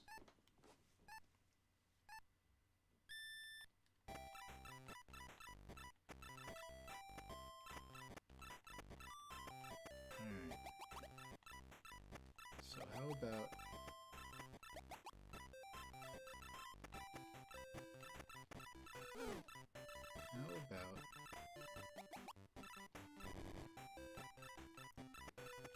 use these... No, they... Something spawned from the bottom of the playfield and just cleared out the blocks I was going to use, but we'll do it with these instead. There we go. So we got one... Oh no, I didn't have enough time to get the stars lined up. The star blocks, not the stars in the sky or in the astrological sense, but...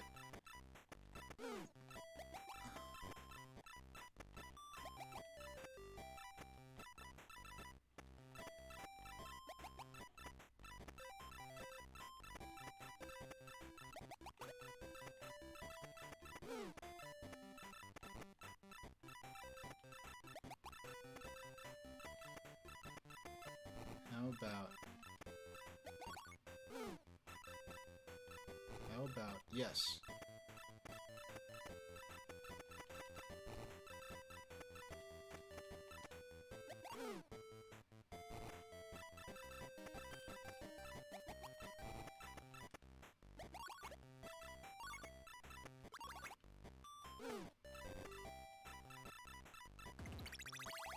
You won again. We have 5 minutes. We have 5 minutes to beat this lunge fish. Let's see if we can do it.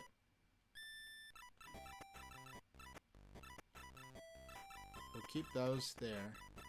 I'm going to shift these over. It's a very inefficient move to make. But I specifically... No! Okay. I wanted to... I thought I was going to make one move. Instead, I made two at once. I didn't realize I was moving those pieces straight into a combo. That would take out both columns. Because the taller of those two columns I did want to keep around. Specifically because I knew that garbage block from Lunchfish was coming. But now that I have... Oh, there we go. And up. And clear there. And clear that. Hey, there we go. That's cute. And we cleared these three.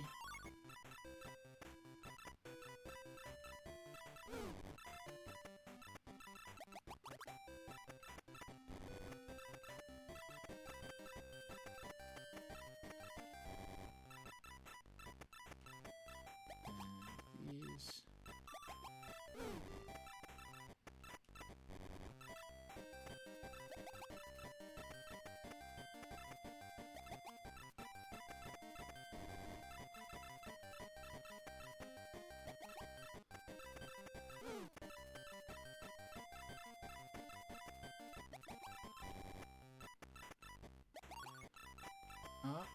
I'm really focused on just trying to see if I could get see if I could get this guy taken care of before the end of the stream. This is our final, oh no, it ain't happening, Or could it be? Do we dare to... No, not happening. Not happening. I feel like we came close, though, even though it didn't look good, but I feel like in terms of the momentum we had I felt good.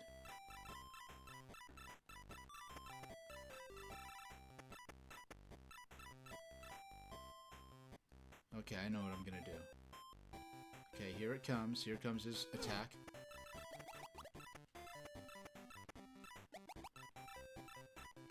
Okay, that wasn't the move I thought I was making, or what I saw in my head, but...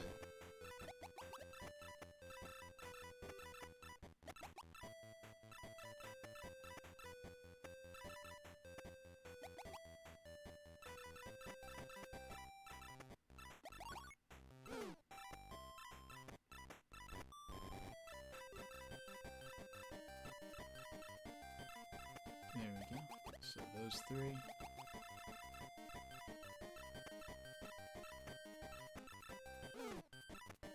Oh no, this is not going well.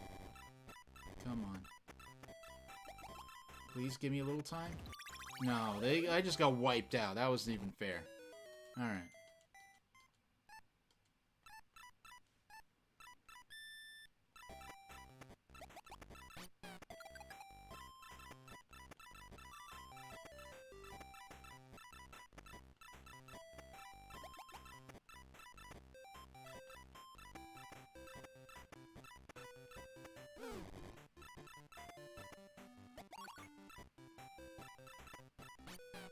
There we go. Did a lot of damage to him there. So if we fail these attack... I could have waited a few seconds for that attack, but it didn't seem worth it. I'm gonna stop waiting until the attack comes to send them out. Because it's like, okay, if it comes, it comes. I mean, yeah, I'm ready to, like, to turn them back into usable blocks, but...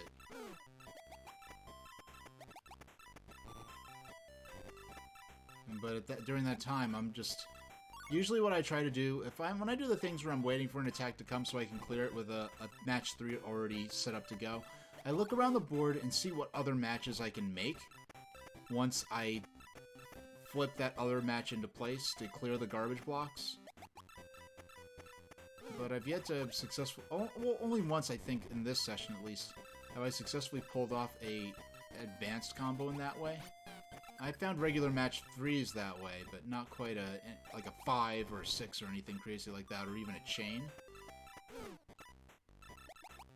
Alright, so we only have 2 seconds left. So let's see. Doesn't look good. No, we lost.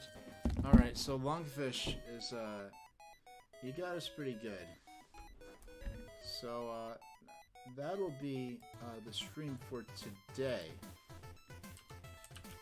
Next time I'll be back on Saturday the 9th at 6 p.m. Eastern Standard Time. I'll be playing Tetris Attack again, at least a couple of different modes. I think there was a puzzle mode as well. Was there? I don't know. Let's see. I want to see. Yeah, there was also a...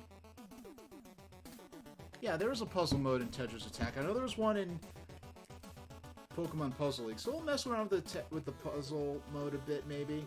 But we'll also be playing Pokemon Puzzle League, which will be another 8-bit version of... Pokemon Puzzle Challenge, rather, which is another 8-bit version of Puzzle League, but this time in full color as a Game Boy Color exclusive. So, thank you all for dropping by. I'm going to send you over to Harbus, who's likes to play sort of tactically, logisticsy kind of games. So I'll send you over to them, and thank you very much for watching.